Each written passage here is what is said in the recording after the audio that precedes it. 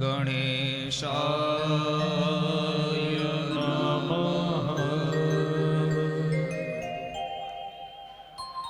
વંશે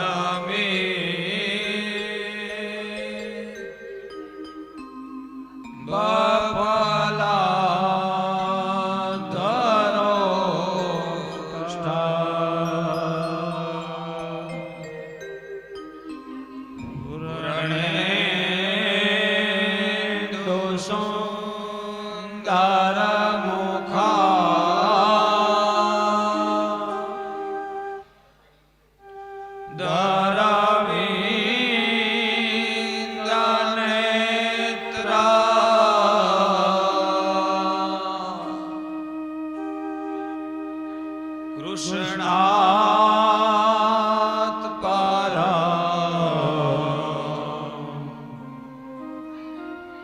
Kim પિતા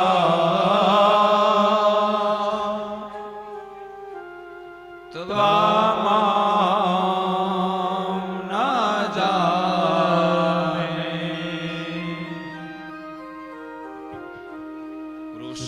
કૃષ્ણાં ત્વદીય પદપાં ગજપાંજરાંતે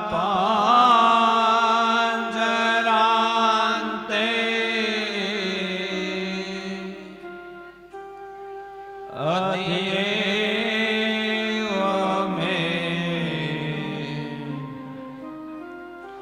વિશતુ માં ન સરાજંસ.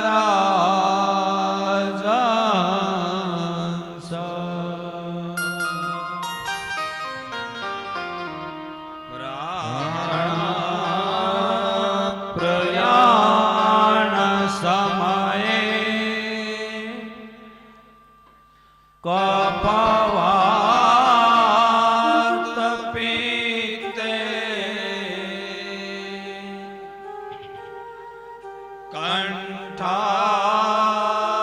કંઠાવરો ધનવિદો સ્મરણં કૃતસ્તે.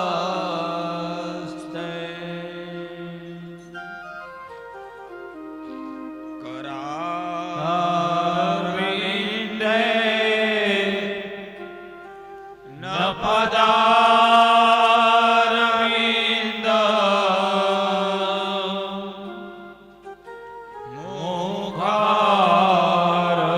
મુખારવિંદે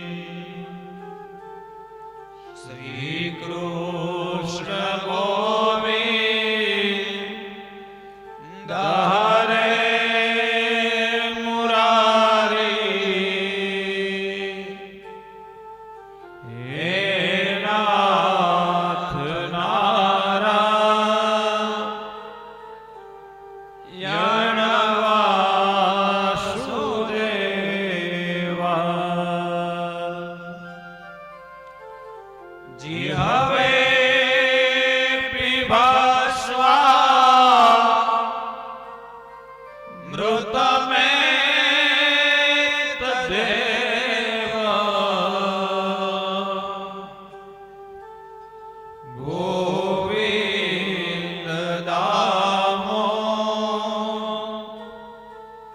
ધરમાધવેથી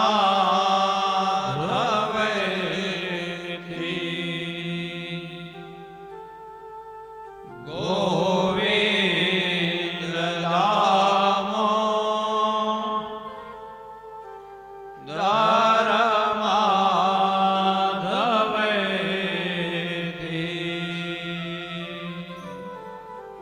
શ્રી બાલકૃષ્ણલાલ કી જય.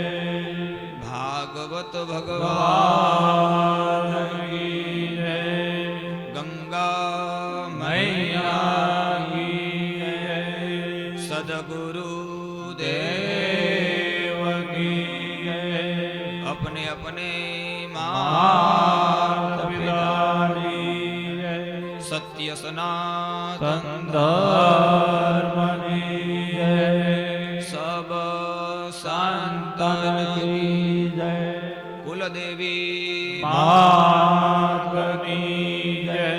सुरापुरा दादानी जय. समस्त पितृ देवनी जय. ओम नमः पार्वती पतये. हर हर महादेव. भज गोविंद गोविंद गोपाला. गोविंद गोविंद गोपाला. भज गोविंद गोविंद गोपाला. गोविंद गोपाला. भज मुरली मनोहर नंद लाला.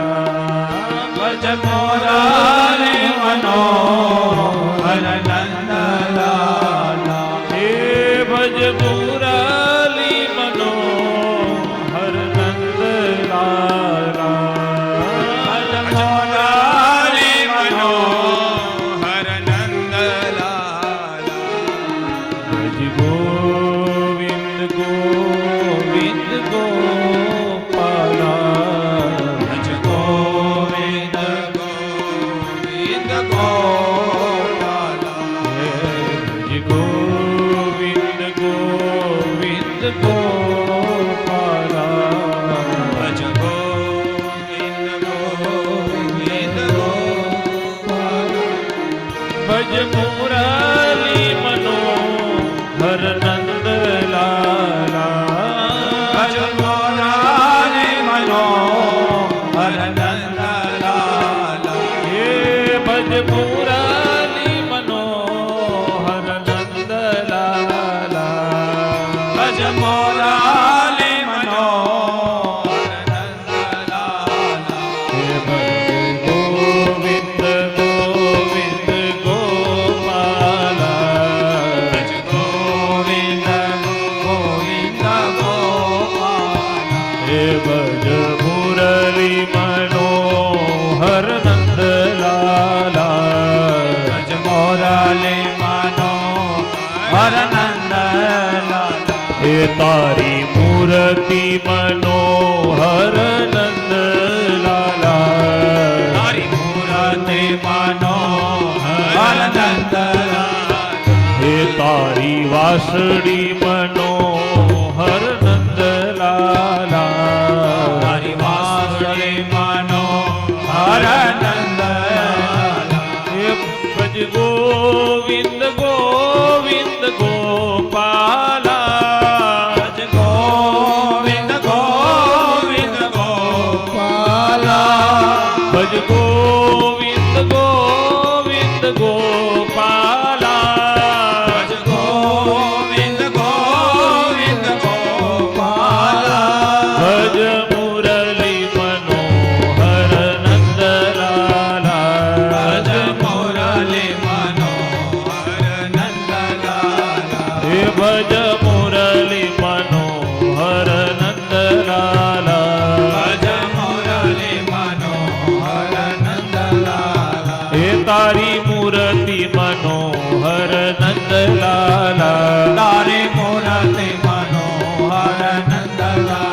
હે તારી મુરલી મનોહર નંદલાલા, તારી મુરલી મનોહર નંદલાલા, હે તારી મૂર્તિ મનોહર નંદલાલા, હે તારી મુરલી મનોહર નંદલાલા. બાલકૃષ્ણ લાલ કી જય. સચ્ચિદાનંદ રૂપાય વિશ્વોત્પત્યાદિ હેતવે તાપત્રય વિનાશાય શ્રી કૃષ્ણાય વયમ નમઃ. શ્રી કૃષ્ણાય વયમ નમઃ. સદા સેવ્યા શ્રીમદ્ ભાગવતી કથા. સદા સેવ્યા શ્રીમદ્ ભાગવતી કથા. સદા સેવ્યા શ્રીમદ્ ભાગવતી કથા. સદા સેવ્યા શ્રીમદ્ ભાગવતી કથા. યસ્ય શ્રવણ માત્રેણ હરિશ્ચિત્तं શ્રમાશ્રયે. યસ્યાસ્ત્રાવણમાત્રેણ હરિશ્ચિત્तं શ્રમાશ્રયે. યસ્યાશ્રવણ માત્રેણ હરિશ્ચિત્तं શ્રમાશ્રયે. યસ્યાસ્ત્રાવણમાત્રેણ હરિશ્ચિત્तं શ્રમાશ્રયે.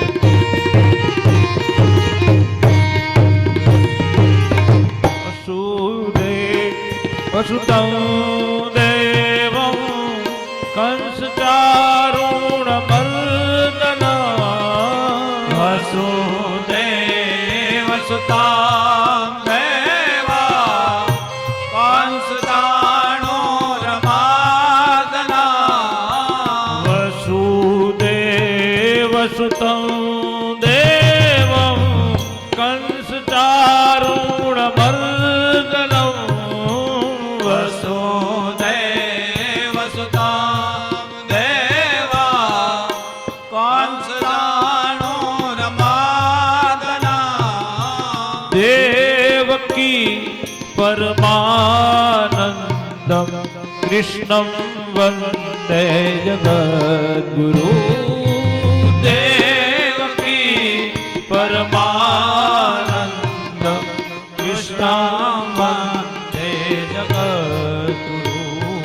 હે દેવકી પરમાનંદમ કૃષ્ણં વંદે જગદ્ગુરુ. દેવકી પરમાનંદમ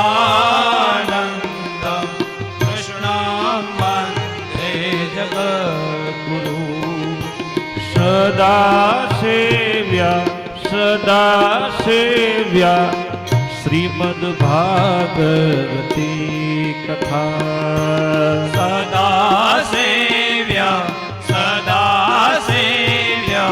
શ્રીમદ્ ભાગવતી કથા યસ્યા શ્રવણ માત્રેણ હરિસ્થિતં શ્રમાશ્રયે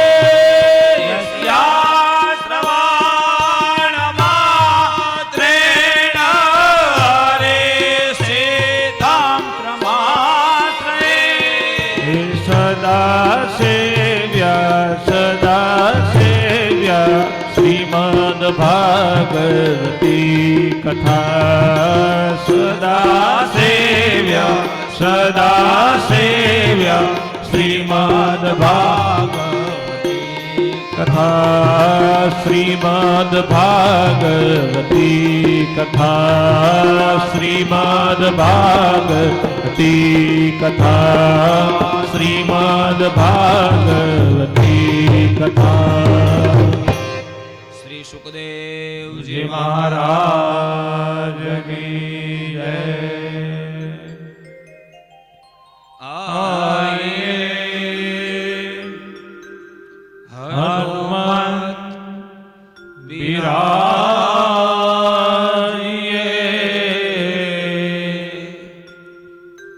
કથા કહો મતી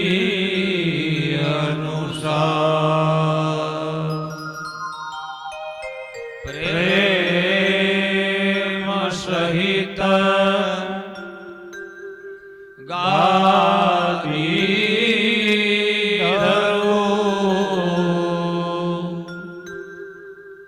પધારીએ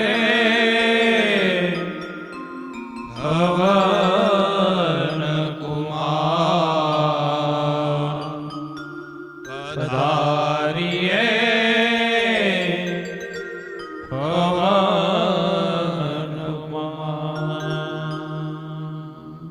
શ્રી હનુમાનજી મહારાજ કી જય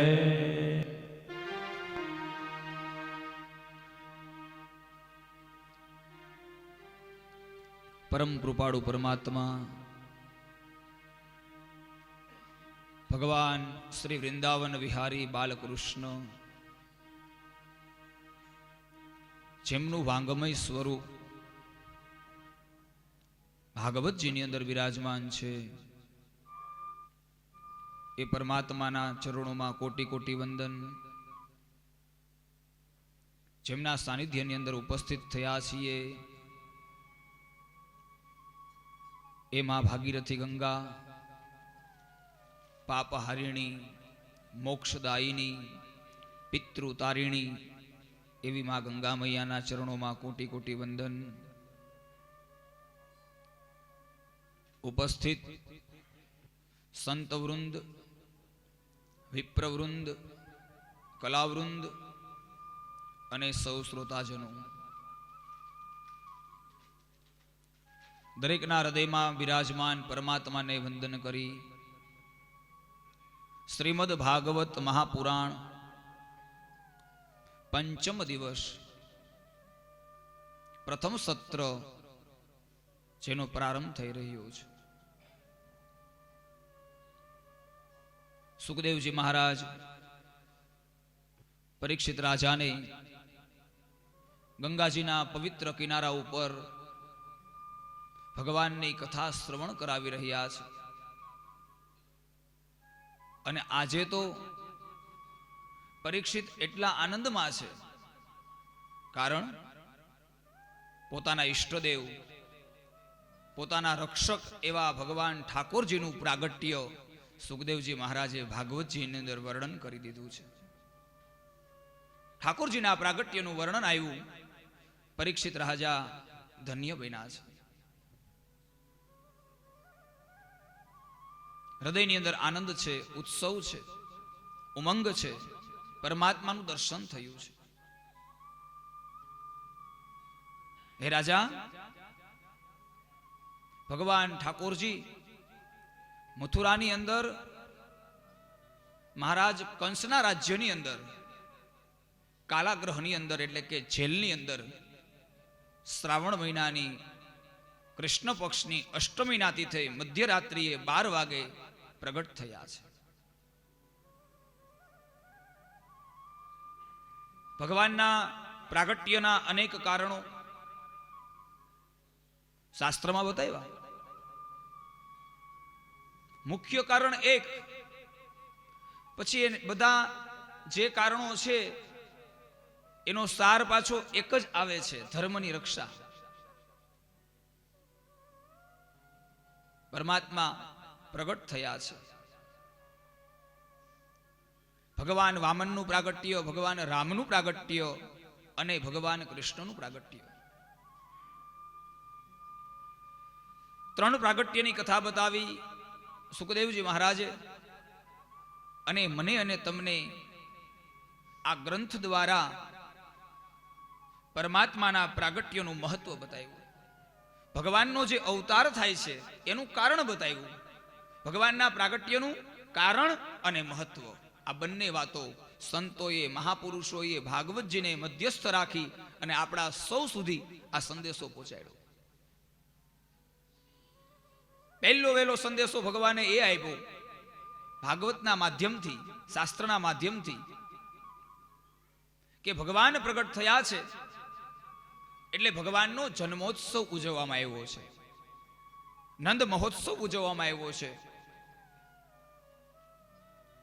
સંતો એમ કહે છે ભગવાનનું પ્રાગટ્ય થાય એટલે ઉત્સવ થાય. અને આજે પણ 5,500 વર્ષ પછી ભગવાન પ્રગટ થયા, એને 5,500 વર્ષ કરતા પણ વધારે વર્ષો થયા છતાં પણ આપણે સૌ જાણીએ છીએ જન્માષ્ટમીનો દિવસ આવે છે ત્યારે આપણે સૌ કોઈ મંદિરની અંદર, ઘરની અંદર પોતપોતાની વ્યવસ્થા પ્રમાણે ભગવાન ઠાકોરજીનો પ્રાગટ્ય, ઉત્સવ પ્રાગટ્ય ઉજવીએ છીએ. આજે પણ 5,500 વર્ષ પછી પણ શા માટે ઉજવીએ છીએ? પરમાત્મા એ અજન્મા છે. ભગવાનનું પ્રાગટ્યની ઉજવણી કરવાનું કારણ એ કે ભગવાન અજન્મા છે. આપણે જાણી ગયા ભગવાનનો જન્મ નથી, ભગવાનનું મૃત્યુ નથી, પરમાત્મા અજન્મા છે. એટલા માટે ભગવાનનો ઉત્સવ ઉજવાય છે. જ્યારે હું અને તમે આપણા બાળકોનો જન્મોત્સવ ઉજવીએ છીએ, શાસ્ત્ર ના પાડે છે, સંતો ના પાડે છે. શું કામે? આપણું જીવન એ સીમિત છે, આયુષ્ય નક્કી છે, આટલા જ વર્ષ જીવવાનું છે. ખબર નથી ક્યારે છેલ્લો શ્વાસ છે, પણ એ નક્કી છે કે જવાનું છે. પરમાત્મા તો એમ કહે કે મારો તો જન્મ જ નથી, મારું તો મૃત્યુ જ નથી. અને એટલા માટે તુલસીદાસજી મહારાજે કીધું, નિજ ઈચ્છા નિર્મિત તનુ માયા ગુણ ગોપાલ. ભગવાન આવે તો નિજ ઈચ્છાથી, ભગવાન સુખ ભોગવે નિજ ઈચ્છાથી, ભગવાન દુઃખ ભોગવે નિજ ઈચ્છાથી, અને ભગવાન લીલા કરે નિજ ઈચ્છાથી, અને ભગવાન સ્વધામ જાય એ પણ નિજ ઈચ્છાથી. મારું ને તમારું જીવન કર્મને આધીન છે. કર્મ પ્રમાણે જન્મ, કર્મ પ્રમાણે સુખ દુઃખ, કર્મ પ્રમાણે મૃત્યુ. પરમાત્મા નિજ ઈચ્છાથી આ બધા કાર્યો કરે છે, પોતાની ઈચ્છાથી. આપણે આપણી ઈચ્છાથી નથી કરી શકતા, આપણે કર્મના બંધનમાં છીએ. જુઓ, ભગવાન અને જીવ એમાં તફાવત છે, અવતરણમાં તફાવત છે, જન્મમાં તફાવત છે. જન્મ તો આપણોય થાય છે, જન્મ તો ભગવાનનો થાય છે, પણ આપણો જન્મ થયો છે, ભગવાનનું પ્રાગટ્ય થયું છે, ભગવાનનું અવતરણ થયું છે. અવતરવું, પરમાત્મા ઉતરા છે. સંતો સમજાવે છે મને તમને કે સરળ ભાષામાં સમજવું હોય તો ભગવાનનું પ્રાગટ્ય અને આપણો જન્મ એ કઈ રીતે સમજાય? તો કે એક ગામ હોય, ગામની અંદર ખેડૂત ખેતી કરતા હોય, ખેતર હોય, વાડી ખેતર, એમાં કૂવો હોય.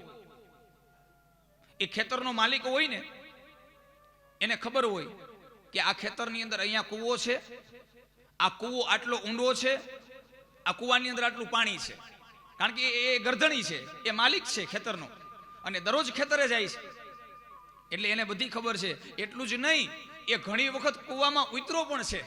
કાંઈ કામ પડે, કાંઈ યંત્ર બગડી જાય, એ પાણીનું યંત્ર મોટર આવે, એ કાંઈ બગડે કે કાંઈ પ્રોબ્લેમ થાય, તો એ માલિક પોતે એ કૂવાની અંદર ઉતરો છે. ઘણી વખત એ માલિક ઉતરે, એ બધું સરખું કરી અને પાછો એ ખેતરની અંદર આવીને કામ કરવા લાગે.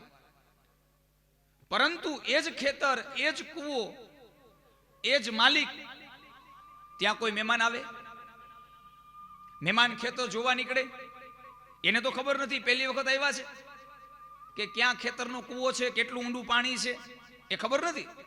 મહેમાન છે, ઓલા તો માલિક છે, એને બધી ખબર છે.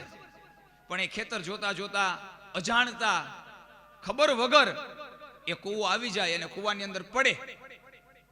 જુઓ, માલિક હતો એ તો દરરોજ ઉતરતો હતો, પણ મહેમાને શું થયું, ઓચિંતાના આવીને પડી ગયા. તો શું થયું, એને દુઃખ થયું, એને વાગ્યું, એને લાગ્યું, એને ઘણું બધું કષ્ટ પડ્યું. શું કામે? ઓચિંતાના આવીને પડી ગયા. ઓલો માલિક તો જ્યારે ઉતરે ને ત્યારે એની વ્યવસ્થામાં ઉતરે, એના જે દોરડા હોય એ દોરડા બાંધ્યા હોય, જ્યાં ટેકો હોય ત્યાં ટેકો હોય, એ બધા કામ કરીને પાછા એ નીકળી જાય. એમ સાહેબ, આધ્યાત્મિક માર્ગમાં જ્યારે આ વાતને આપણે લઈ જાય, એ સંસાર કૂવો છે, માલિક ભગવાન છે, આપણે બધા મહેમાન છીએ. માલિક આવે એની વ્યવસ્થામાં આવે છે, આપણે ઓચિંતાના આવીને પડીએ છીએ, એટલે આપણને સુખ અને દુઃખ બંને લાગુ પડે. ભગવાનને નથી થતું સુખ, નથી થતું દુઃખ, કારણ કે એ તો એની વ્યવસ્થા કરીને આવે છે, નક્કી કરીને આવે છે કે મારે અહીંયા જવાનું છે ને આટલા આટલા કાર્ય કરવાના છે. આપણે ઓચિંતાના એવા છીએ અને ઓચિંતાનું સુખ દુઃખ આવીને ઉભું રહી જાય છે. એક ક્ષણ પછી શું થવાનું એ ખબર નથી, એટલા માટે આપણે દુઃખી થઈએ છીએ, આપણે ચિંતિત થઈએ છીએ. તો કહેવાનો અર્થ એ કે ભગવાનનું અવતરણ થાય છે એટલે સુખ દુઃખથી પર છે. આપણો જન્મ થાય છે, આપણે સુખ દુઃખના બંધનમાં છે. તો ભગવાનનું પ્રાગટ્ય ઉત્સવ દરરોજ ઉજવવો. જન્માષ્ટમી આવે, રામનવમી આવે, જે કાંઈ ઉત્સવ તિથિ આવે એ આપણે ઉજવવો જ જોઈએ. પરંતુ જ્યારે આપણા બાળકનો જન્મ ઉત્સવ ઉજવવાની વાત આવે ને, ત્યારે ઉજવવાની મનાઈ નથી, પણ સાવધાની થોડીક રાખવાની છે. એ ઉત્સવમાં સાવધાની. શું કામે સાવધાની રાખવી પડશે?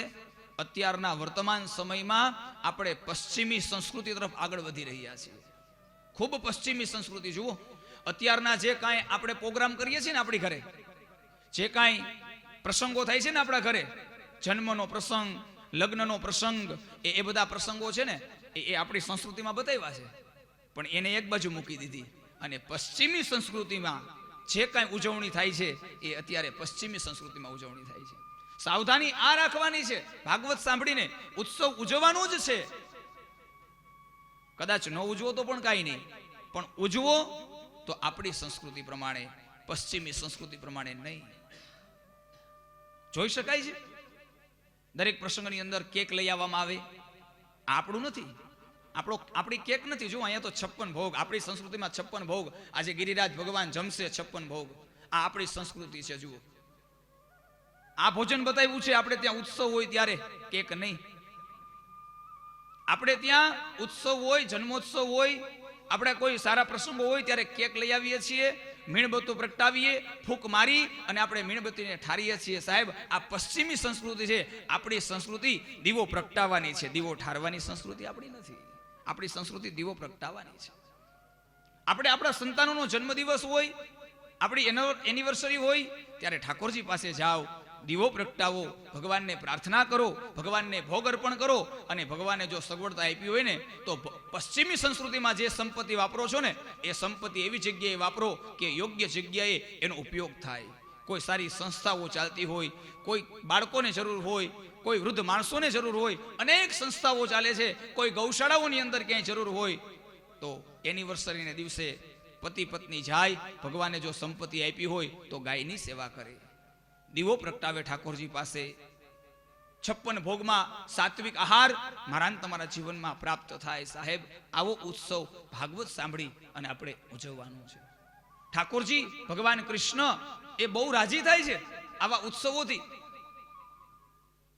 આપણા જીવનની અંદર ભગવાને આપણને આ સુંદર મજાનું અવસર આપ્યો છે, બધી વ્યવસ્થા આપી છે. જુઓ, એક સમય એવો હતો સાહેબ, જ્યારે આદિવાસી માણસો, આપણે જ્યારે કહેતા આદિવાસી એટલે પહેલાનો બહુ સમય, આદિવાસી જ્યારે મનુષ્ય પ્રગટ થયા ત્યારની વાતો મહાપુરુષોએ બતાવી આપણને. આદિવાસી માણસો જેને કહેવાતા, શું કામે આદિવાસી? રહેવા માટે ઘર નહોતું, પહેરવા માટે વસ્ત્ર નહોતા, જમવા માટે અન્ન નહોતું, જંગલમાં રહે, એ વૃક્ષોની નીચે રહે, એ વૃક્ષોના પર્ણ બનાવે, એનાથી પોતાનું શરીર ઢાંકે, એ વૃક્ષોના ફળ આવે, એ પોતે આરોગે, અને કદાચ ફળ ન મળે તો કોઈ જીવ જંતુ હોય એને મારી અને આરોગે, કારણ કે પેટ ભરવા માટે કાંઈ વ્યવસ્થા નહોતી. એટલા માટે એ બધું થતું. પણ ભગવાને કૃપા કરી, એવી કૃપા કરી, ભગવાને રહેવા માટે મકાન આપ્યા, પહેરવા માટે વસ્ત્ર આપ્યા, ભોજન માટે સાત્વિક અન્ન આપ્યું. તો સાહેબ આદિવાસીઓને તો નહોતું મળતું, એટલા માટે વસ્ત્ર પર્ણ ના પહેરતા, નહોતું મળતું એટલે કાંઈ પણ માંસ આદિ કાંઈ પણ ભક્ષણ કરી લેતા, નહોતું મળતું એટલે ગમે એવું જીવન જીવી લેતા. ભગવાને આજે બધું આપ્યું છે, છતાંય આપણે આદિવાસીઓ જેવું જીવન જીવા લાગ્યા છીએ. આપ્યું છે છતાં. ભગવાને વસ્ત્ર આપ્યા પૂર્ણ, જેવા વસ્ત્ર લેવા હોય તેવા લઈ શકીએ, જેવું પહેરવું હોય એવું પહેરી શકીએ. પણ પશ્ચિમી સંસ્કૃતિને જોઈ અને આપણા દિવસે દિવસે વસ્ત્રો ટૂંકા થવા લાગ્યા. સાહેબ જુઓ તો ખરા, આ આપણી સંસ્કૃતિ નથી. મારા તમારા જીવનમાં ભગવાને મને તમને ખૂબ અન્ન આપ્યું, પણ પશ્ચિમી સંસ્કૃતિને જોઈ આપણે અન્નને એક બાજુ મૂક્યું, સાત્વિક આહારને એક બાજુ મૂક્યો અને માંસ ભક્ષણ કરવા તરફ આ જીવ આગળ વધ્યો. જુઓ તો ખરા સાહેબ, ન ખાવાની વસ્તુ ખાવા લાગ્યો આજનો માણસ, ન પીવાની વસ્તુને પીવા લાગ્યો, ન જીવવાનું જીવવા લાગ્યો. એટલા માટે ભાગવત, રામાયણ અને ગીતા આવા શાસ્ત્રો મને તમને ત્યાંથી પાછા વાળે છે. જ્યાં સુધી મારા ને તમારા જીવનમાં આહાર શુદ્ધ નથી ત્યાં સુધી વિચાર શુદ્ધ નથી, અને જ્યાં સુધી વિચાર શુદ્ધ નથી ત્યાં સુધી કર્મ શુદ્ધ નથી. યાદ રાખીએ સાહેબ. ભગવાન પાસે બેસીએ છીએ, મને તમને આળસ આવે છે, ભગવાન પાસે બેસવામાં કંટાળો આવે છે, ભગવાનનું કર્મ ગમતું નથી, તો એનું માત્ર ને માત્ર કારણ એ કે મારો અને તમારો ખોરાક એ સાત્વિક નથી. સાત્વિક આહાર જેનો છે એ પરમાત્માની પાસે બેસી શકે, ભગવાનનું ભજન કરી શકે, ભગવાનની ભક્તિ કરી શકે, એનું મન સ્થિર થાય. એટલા માટે તો શાસ્ત્રોમાં અમુક પદાર્થોને આરોગવા અને અમુક પદાર્થોને ત્યાગવા. શાસ્ત્રમાં ડગલે પગલે લખ્યું છે. ડોંગરેજી મહારાજના પ્રવચનમાં તમે જ્યારે ડોંગરેજી મહારાજની કથા સાંભળો, એનું પ્રવચન સાંભળો, ત્યારે ડગલે પગલે આ કરવાથી પાપ લાગે, આ કરવાથી પાપ લાગે, આ કરવાથી દરેક ડગલે પગલે પાપ. એટલે ક્યારેક તો આપણે નાસ્તિક માણસ હોય, ભગવાનને ન માનતો હોય, એને એમ થાય કે આ પાપનું જ વર્ણન કથામાં આવ્યા રાખે છે, મૃત્યુનું જ વર્ણન આવ્યા રાખે છે, પાપનું જ વર્ણન આવ્યા રાખે છે. શું કામે? એનું કારણ એ કે શાસ્ત્ર છે ને એ સત્ય બતાવે છે, જે વસ્તુ છે. આપણને કોઈ પાપનું વર્ણન કરે તો આપણને ગમતું નથી. શું કામ નથી ગમતું?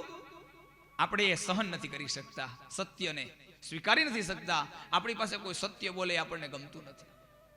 પણ શાસ્ત્ર એમ કહે કે અમારી જે ફરજ છે, સંતો એમ કહે અમારી જે ફરજ છે એ તો અમારે પૂરી કરવી જ પડશે.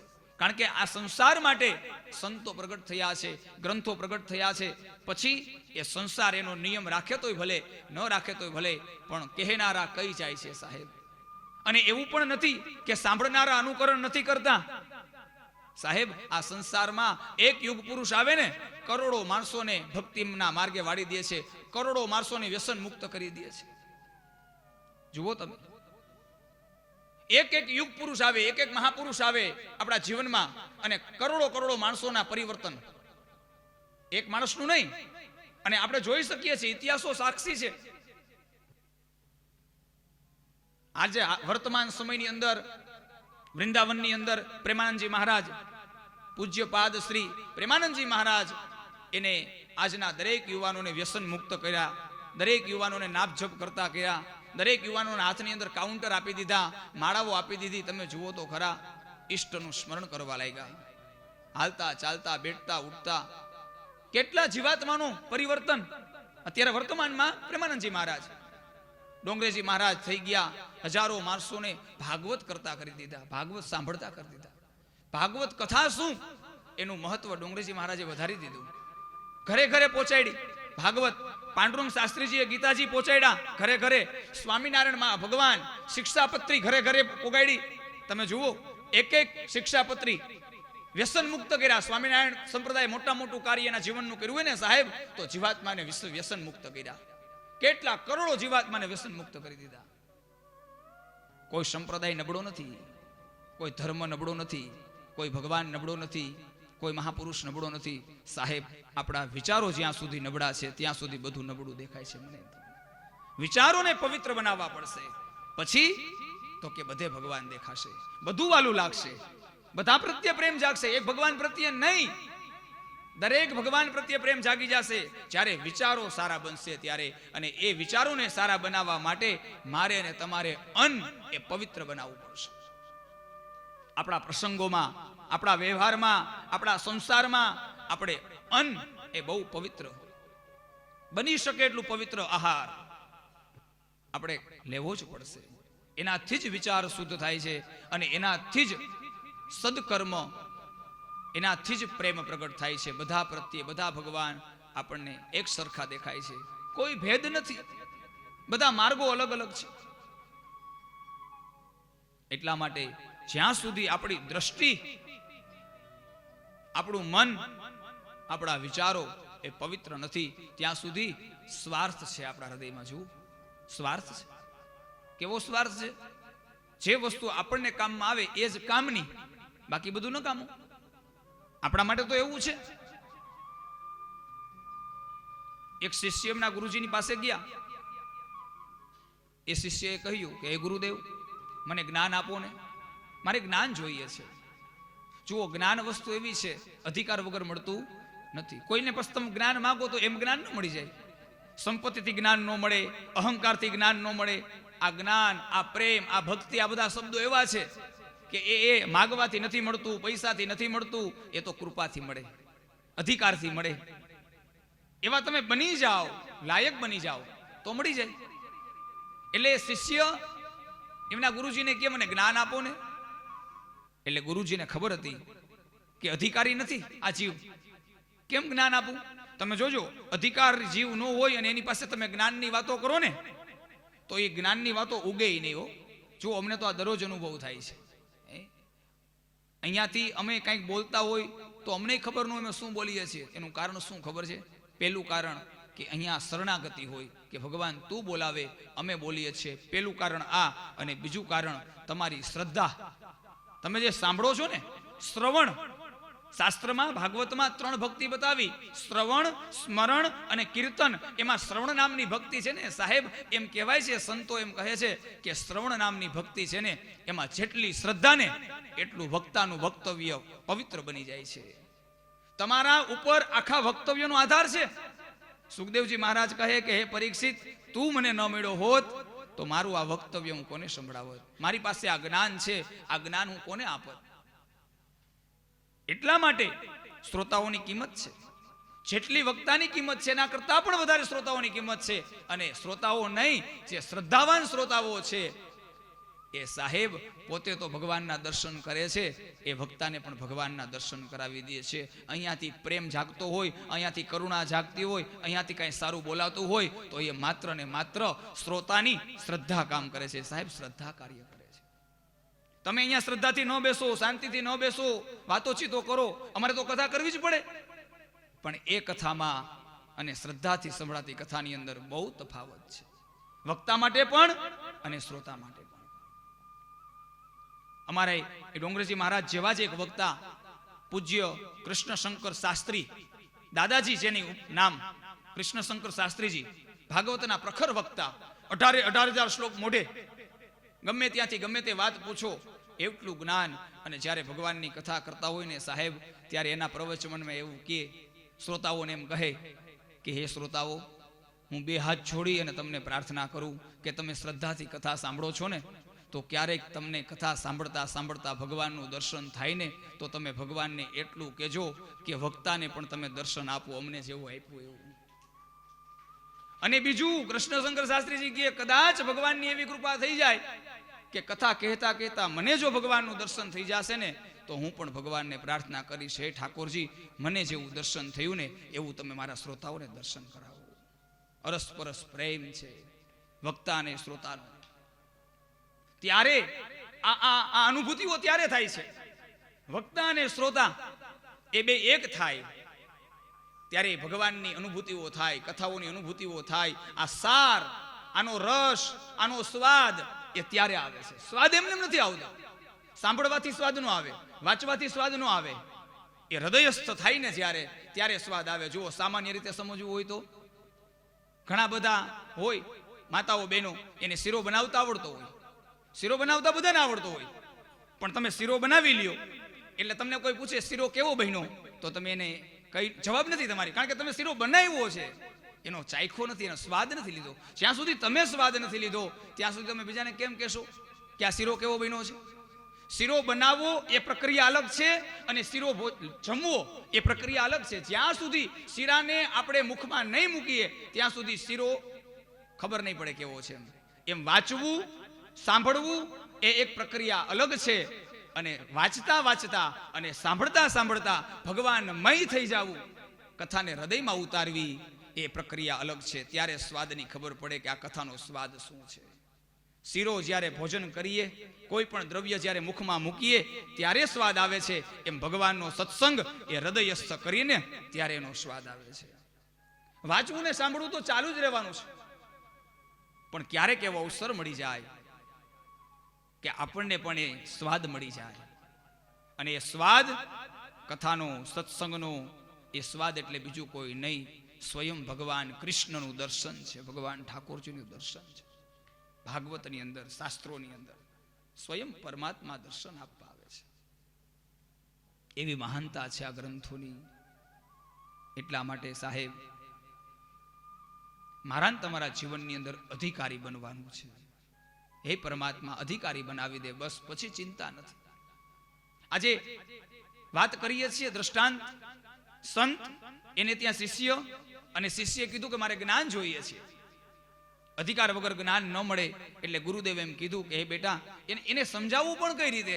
એટલે ગુરુજી પાસે જ્ઞાન હતું એટલે એ પ્રમાણે એને માર્ગ બતાવ્યો કે બેટા તારે જ્ઞાન જોઈએ છે ને, તો કે હા, તું એક કામ કર ને, અહીંથી આશ્રમમાંથી બહાર નીકળ અને તને નકામી વસ્તુ મળે ને એ મને લઈને આપ, એટલે હું તને જ્ઞાન આપીશ. એટલે એ માણસ તો રાજી થઈ ગયો. ભાઈ જ્ઞાન માટે નકામી વસ્તુ ગોતવી એટલે તો કઈ વાર નહીં લાગે, હમણાં બહાર જઈશ એટલે કેટલી વસ્તુ નકામી છે આ સંસારમાં. જ્યાં સુધી દ્રષ્ટિ પવિત્ર નથી ત્યાં સુધી આપણને બધું નકામું લાગે છે. જ્યારે દ્રષ્ટિ પવિત્ર થશે ત્યારે કોઈ વસ્તુ નકામી નહીં લાગે. આ જ્ઞાન માટે ગુરુજીએ એને પરીક્ષા કરી છે. એને બહાર મોકલો, આશ્રમની બહાર, જા બેટા નકામી વસ્તુ લઈ આવ. એટલે એ જેવો બહાર નીકળો ને એટલે પહેલો જ પથ્થર દેખાણો સામે. આ પથ્થર દેખાયો એટલે તરત જ મનમાં વિચાર આવ્યો કે આ જોતો ખોરા પથ્થર આડો પડ્યો છે રસ્તામાં, કેટલા હાલતા ચાલતા માણસોને ઠેસ આવશે, કેટલા બધા માણસોને પછાડશે, આ નકામામાં નકામો છે. એટલે તરત જ એનું કામ પતી ગયું. એટલે એ વિચારતા વિચારતા પથ્થર પાસે પહોંચ્યો કે હમણાં પથ્થરને લઈ અને ગુરુજી પાસે જાઓ કે આ નકામામાં નકામો બધાને ઠેસો આપે છે. એ જેવો પથ્થર ઉપાડ્યો ને સાહેબ, એ પથ્થરને વાચા ફૂટી. સમજવા માટે છે આ દ્રષ્ટાંત. એ પથ્થર બોલ્યો, એ ભાઈ મૂકી દે, મને છોડી દે. કેમ? તો કે તે મને શું કામ ઉપાડ્યો? તો કે તું નકામો છે. અરે ભાઈ, એ તારા હાથમાં આવ્યો એટલે નકામો થયો. જો મને કોઈ શિલ્પી લોકો એની દુકાનમાં લઈ જાય ને તો મને કંડારે, એની મૂર્તિ બનાવે અને આખું જગત મને પગે લાગે, હું નકામો નથી, મને મૂકી દે. આ તારા હાથમાં આવ્યો એટલે હું નકામો થયો. કોના હાથમાં આવ્યું એ બહુ મહત્વનું છે. જુઓ, ત્યાંથી આગળ ચાલ્યો, ઓહો આ પથ્થર નકામો નથી, તો હવે નકામી કઈ વસ્તુ? એને એમ થયું કે આગળ ચાલુ કઈક વધારે નકામી વસ્તુ મળશે. પવન આવ્યો, વિંટોળો ચડ્યો અને એમની આંખમાં કણું પડ્યું. એટલે એને એમ થયું કે ભાઈ આ ધૂળ જ્યારે પવન આવે ત્યારે ઉડે, બધાની આંખમાં કણા પાડે, આ ધૂળ નકામી છે, આ માટી નકામી છે. વિચાર આવ્યો ને માટી ઉપાડી ગુરુજી પાસે લઈ જવા માટે. કે આ નકામી માટી હમણાં ગુરુદેવને બતાવી દો કે આ નકામી છે, કાંઈ કામની નથી માટી. અને માટી ઉપાડીઓ અને માટીમાંથી વાચા ફૂટીઓ. માટી બોલી, હે ભાઈ છોડી દે મને, તે મને શું કામ પકડી છે? તો કે તું નકામી છે, બધાને આંખમાં કણા આવે છે, તું બધાને હેરાન કરે છે. ત્યારે એ માટી બોલી, એ તો હું તારા હાથમાં આવીને એટલે નકામી થઈ ગઈ. કુંભાર ભગત હોય ને એના હાથમાં જો હું આવું ને તો મને ચાકડે ચડાવે, એમાં એનું પાત્ર બનાવે, એમાં પાણી ભરાય અને આખા જગતને હું ઠંડક આપું. આ મારું કામ છે. હું નકામી નથી. મને મૂકી માટી મૂકી દીધી. પથ્થર નકામો નથી, માટી નકામી નથી. આ જુઓ તો ખરા, આ પ્રકૃતિ તો જુઓ ભગવાને આપણને આપી. એને એમ થયું કે હવે શું નકામું, નકામી વસ્તુ ગોતવાની છે. સાંજ પડી જશે, હમણાં ગુરુજીએ જ્ઞાન આપવાનું છે. હવે એક કામ કરું, જ્યાં દુર્ગંધ આવતી હોય, જ્યાં કોઈ રહી ન શકતું હોય, જેને વિષ્ટા કહેવામાં આવે છે, અને ગામડા ગામની અંદર જેને ખાતર કહેવામાં આવે છે. ખાતર પશુ પક્ષી પ્રાણીઓ બધા મળમૂત્રનો ત્યાગ કરે એ વસ્તુ એને ખાતર કીધી, એને વિષ્ટા કીધી છે. જુઓ, ત્યાં ગયો ખાતરની પાસે, જ્યાં દુર્ગંધ આવતી હતી. એને એમ થયું કે આ તો કોઈના કામમાં ન આવે, એટલી બધી દુર્ગંધ, એટલા બધા રોગચાળા ફાટે છે આનાથી, તો લાવ આ વિષ્ટાને લઈ જાઓ, આ ખાતરને લઈ જાઓ અને ગુરુજીને કહી દઉં કે આ નકામામાં નકામું બધાને રોગચાળો ફેલાવે છે, દુર્ગંધ આપે છે, આ કાંઈ કામનું નથી. અને જેવો વિષ્ટા પાસે જાય અને વિષ્ટાને અડવા માટે જાય ને, ત્યાં ખાતરમાંથી અવાજ આવ્યો. એને વાચા ફૂટી, હે ભાઈ છોડી દે, તારા હાથમાં આવ્યું ખાતર કહે એટલે હું નકામું. આ ખાતર છે ને એ ખેડૂત લોકોને પૂછો, એના હાથમાં જ્યારે આવે ને, વરસાદ થાય, વાવણી વવાય ને, ત્યારે પેલા ખાતર હોય ને એ નાખવામાં આવે સારા બીનો પાક લેવા માટે. એ જ ખાતરથી નવા બી થાય છે. જુઓ, એમાંથી જ નવું અન્ન થાય છે. પરમાત્મા મારા તમારા જીવનમાં સમજાવવા માંગે છે કે આ સંસારમાં કોઈ વસ્તુ નકામી નથી. કોઈ વસ્તુ નકામી નથી. નકામી ક્યારે બને? જ્યારે મારો અને તમારો સ્વાર્થ પૂરો થઈ જાય ત્યારે વસ્તુ નકામી થઈ જાય. પછી ગમે તે વસ્તુ હોય, સ્વાર્થ પૂરો, વસ્તુ નકામી. બાકી આ સંસારમાં કોઈ દિવસ કોઈ વસ્તુ નકામી ન માનવી. એ શિષ્ય એના ગુરુદેવની પાસે આવ્યો સાંજે થાકીને કે હે બાપજી, મેં પથ્થરને પૂછ્યું તો એ નકામો નથી, માટીને પૂછ્યું તો એ નકામી નથી, વિષ્ટાને પૂછ્યું તો વિષ્ટા નકામી નથી. બસ ગુરુદેવ કે એટલા માટે જ આ જ્ઞાન આપવા માટે મેં તને મોકલો. મોટામાં મોટું આ જગતનું જ્ઞાન એ કે આ સંસારમાં કાંઈ નકામું નથી. પણ હા બેટા, યાદ રાખજે, હવે સાચું હું તને જ્ઞાન આપું, નકામામાં નકામું કોઈ હોય ને તો મારો અને તમારું આ શરીર જો સદકર્મ નહીં કરે ને તો નકામામાં નકામું છે, કાંઈ કામમાં નહીં આવે, બળીને ભસ્મ થઈ જશે સાહેબ. નકામામાં નકામું આ શરીર છે. ક્યારે નકામું બને? સદકર્મ ન કર્યા હોય તો, ધર્મ કાર્ય ન કર્યા હોય તો આ શરીર નકામું. અને જો કંઈક સદકર્મ કરી લીધા હોય, ધર્મ કરી લીધા હોય તો આ શરીર કામનું. કેવું કામનું? તો કે દેવતાઓને પણ દુર્લભ એવા મોક્ષની પ્રાપ્તિ કરાવી દે એવું આ કામનું શરીર. કોઈ કવિ કહે છે, બહુ સરસ વાત કરી, પશુ કી પનિહા બને, પશુ કી પનિહા બને, નરનું ન બને કાંઈ. કવિએ બહુ સરસ વાત કરી છે. પશુ કી પનિહા બને એટલે એનો અર્થ એવો કર્યો કવિએ કે પશુ હોય, ગાય હોય, ભેંસ હોય, એ મરે ને એટલે એનું ચામડું લઈ લાવવામાં આવે અને ચામડાની કંઈક કંઈક વસ્તુ બનાવવામાં આવે, એનો ઉપયોગ થાય. એટલે કીધું કવિએ, પશુ કી પનિહા બને, આ નરનું ન બને કાંઈ. કારણ કે આ શરીર છે ને બળીને ભસ્મ થઈ જાય, રાખે ઉડી જાય છેલ્લે, અને હાડકા હોય ને એ ગંગાજીમાં પધરાવી દેવામાં આવે, કાંઈ કામમાં ન આવે. પશુ કી પનિહા બને, નરનું ન બને કાંઈ. પણ કવિએ આગળ બહુ સરસ વાત કરી, નરમાંથી નારાયણ બને જો કીધી હોય કમાય. આ નરમાંથી નારાયણ બને જો કીધી હોય કમાય. આ તાકાત છે શરીરની. કાંઈ નહીં કરીએ તો કંઈ નહીં થાય, અને કંઈક કરશું તો સ્વયં નારાયણનો અંશ આપણે દેવતાઓને દુર્લભ એવા મોક્ષની પ્રાપ્તિ થઈ જશે આ જીવનમાં. એટલા માટે સતત અને સતત જ્યારે પણ સમય મળે ત્યારે નહીં. અત્યાર સુધી આપણે ઉપયોગ એવો શબ્દનો કરીએ છીએ કે ભગવાન સમય મળશે ત્યારે ભજશું. હવે તો અમે ભાગવત કથા સાંભળી છે, સમય મળશે ત્યારે ભજશું નહીં. ભગવાન તારા માટે અમે સ્પેશિયલ સમય કાઢશું તને ભજવા માટે. આવા શબ્દનો જ્યારે ઉપયોગ થાય ત્યારે ભગવાનને આપણે પ્રિય બનીએ. સમય કાઢશું તારા માટે, સમય મળશે તો નહીં જ. એવું જો આપણે ક્યારેક વિચારી લેશું સમય મળે ત્યારે આપણે કથા સાંભળશું, સમય મળે ત્યારે નામ જપ કરશું, સમય મળે ત્યારે તીર્થયાત્રા કરશું, નહીં ભગવાન, સમય કાઢશું. સમય કાઢશું તીર્થયાત્રા કરવા માટે. વર્ષમાં અમે ઘણા બધા સમય કાઢીએ છીએ. ભૌતિક સુખ ભોગવવાના સમય કાઢીએ છીએ, ન કરવાના કામ કરવાના સમય કાઢીએ છીએ. કેટલા બધા સમયનો બરબાદ કરીએ અને જ્યારે સારા કામ માટેનો સમય આવે ત્યારે આપણે તરત જ એમ કહીએ છીએ કે મારી પાસે સમય નથી. સદકર્મ માટે સમય કાઢીએ સાહેબ, સદકર્મ માટે. તો રંગાઈ જાને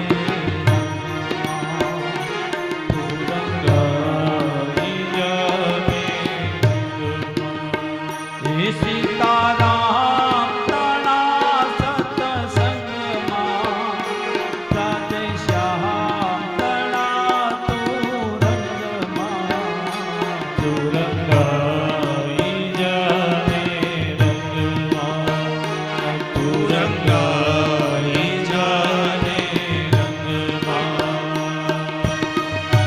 હાથ બદસું ગાને બદસું ભજસું સીતારામ પછી ભજસું રાધે શ્યામ આજે ભજસું કાલે ભજસું ભજસું સીતારામ પછી ભજસું રાધે શ્યામ. જય હો. શ્વાસ ખૂટશે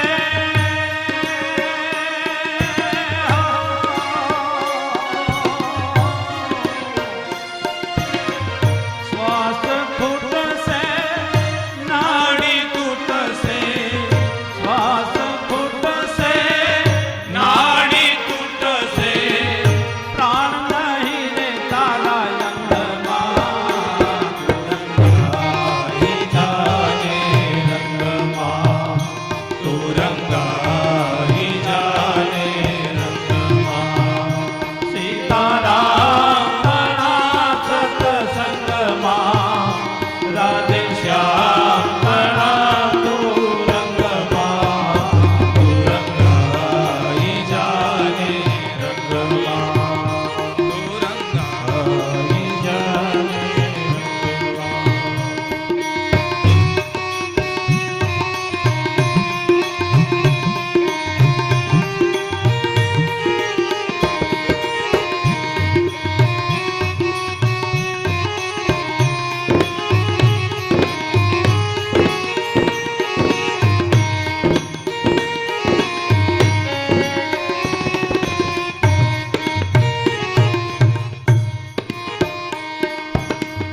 જીવ જાણતો જાતો જીવ મારું છે આત્મા પેલા અમર કરી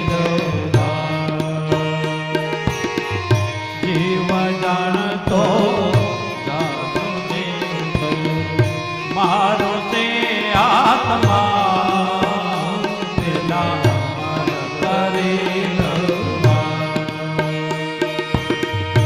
તેરું આવશે તેરું દાન દે તેરું આવશે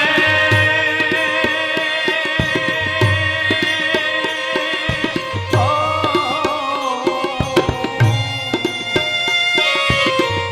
તેરું આવશે ગામનું દાન દે જાવું પડશે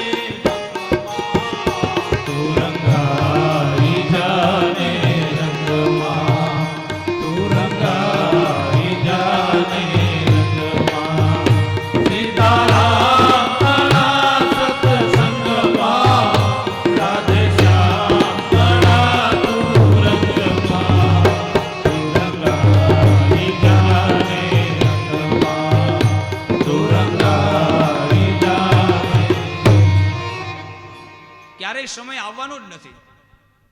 આપણે કહીએ ભગવાનનું ભજન કરીએ તો કે સમય આવશે ત્યારે કરશું, સારા કામ કરીએ તો કે સમય આવશે ત્યારે કરશું. સમયની રાહ જોતા જોતા એક સમય એવો આવે કે ડોક્ટર એમ કહી દે કે હવે સમય આવી ગયો, એના પરિવારને એમ કહે કે હવે સમય આવી ગયો. ત્યારે આપણને ખબર પડે કે આ સમયની રાહ નહોતા જોતા, આપણે જવાના સમયની થોડી રાહ જોતા હતા. ત્યારે ખબર પડે કે આ સમય આવ્યો. બાકી તો આખી જિંદગી આપણે સમયની જ રાહ જોઈએ. કાંઈ કામ કરવું હોય તો કે સમય આવશે ત્યારે કરશું, સમય આવશે ત્યારે કરશું. ડોક્ટર કહે ને કે સમય આવી ગયો હવે, ત્યારે ખબર પડે છે કે સમય આવીને ઊભો રહી જાય છે. એટલા માટે બહુ ભાગ્યશાળી આ જીવ જે ધર્મ કરે છે, સદકર્મ કરે છે, આ ભૌતિક સુખ,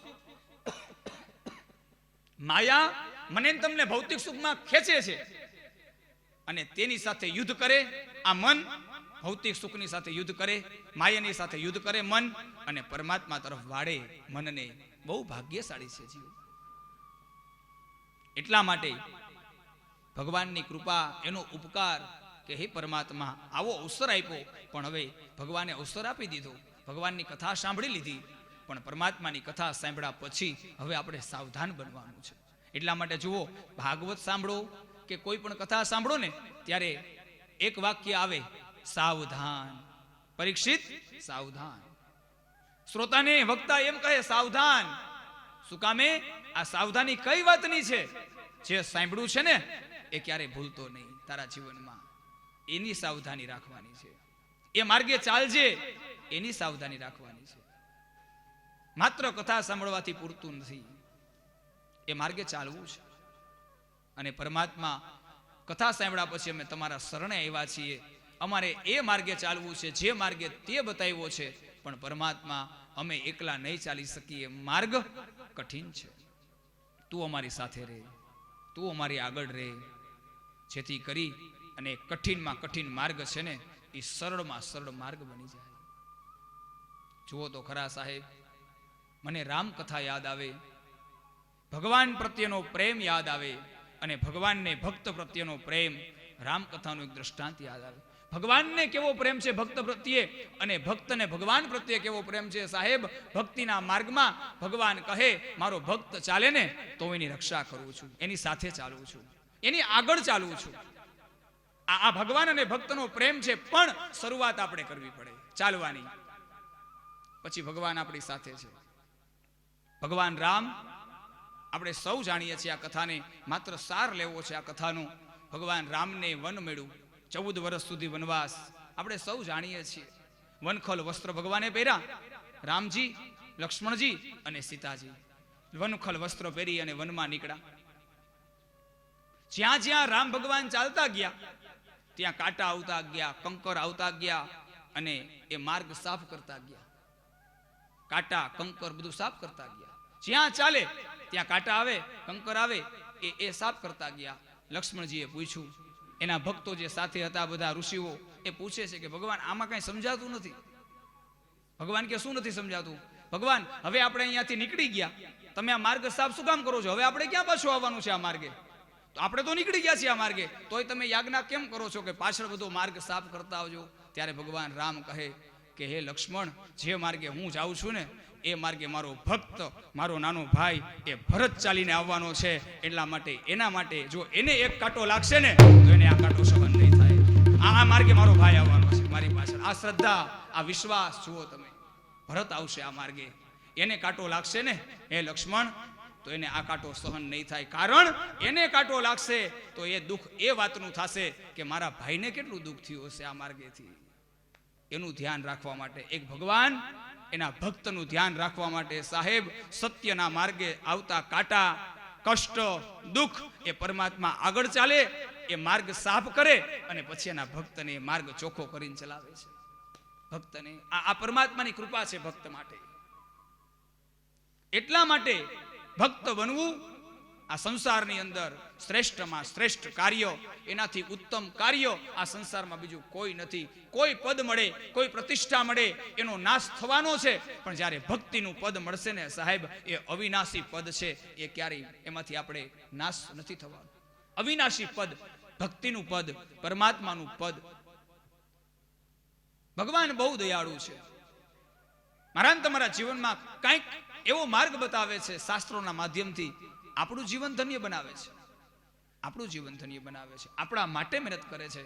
છતાં પણ જો આપણે જાગૃત નહીં થઈએ તો આપણને બહુ મોટી નુકસાની જશે. આટલી બધી વ્યવસ્થા હોવા છતાં પણ હવે આપણે વ્યવસ્થાનો ઉપયોગ નહીં કરીએ તો આપણને નુકસાની જશે. તો ભગવાનના નંદ ઉત્સવના માધ્યમથી મને અને તમને આ સંસારમાં શાસ્ત્રોએ, સાધુ સંતોએ, મહાપુરુષોએ સાવધાન કર્યા છે, સમજણ આપી છે કે મારા અને તમારા આંગણે જ્યારે પણ સારો ઉત્સવ આવે, સારો તહેવાર આવે ત્યારે ઠાકોરજીની પાસે જઈને, ભગવાનની પાસે જોઈને, કોઈ નાના માણસો પાસે જઈને, જરૂરિયાતમંદ માણસો પાસે જઈને, ગૌશાળાઓમાં જઈને, જ્યાં પણ તમારું મન લાગે ત્યાં જઈ અને તમારા સંપત્તિનો સદુપયોગ કરી અને પરમાત્માને પ્રિય બનજો સાહેબ, પરમાત્માને પ્રિય બનજો. પશ્ચિમી સંસ્કૃતિમાં શરીર, સંપત્તિ અને સમય, આ ત્રણેયનો બગાડ થવાનો છે. પશ્ચિમી સંસ્કૃતિમાં સમય પણ બગડશે, એ સમયનો કોઈ અર્થ નહીં રહે. સંપત્તિ પણ બગડશે, એનું કોઈ મૂલ્ય નહીં રહે. પશ્ચિમી સંસ્કૃતિમાં વાપરેલો સમય, એનું કોઈ મૂલ્ય નથી. અને શરીર પણ બગડશે, કારણ કે પશ્ચિમી સંસ્કૃતિએ એવા સંસ્કારો આપ્યા છે જેનાથી આ શરીરમાં રોગ આવે છે. અને ભારતીય સંસ્કૃતિએ એવા આપણને ઔષધો આપ્યા છે કે ગમે એવો રોગ હોય ને સાહેબ, આ શરીરમાંથી મુક્ત કરી દે. રોગમાંથી મુક્ત કરનારી સંસ્કૃતિ એ ભારતમાં છે. ઔષધિઓ છે ભારતની અંદર, એવી એવી ઔષધિઓ, શરીરમાં ક્યારેય રોગ ન થાય.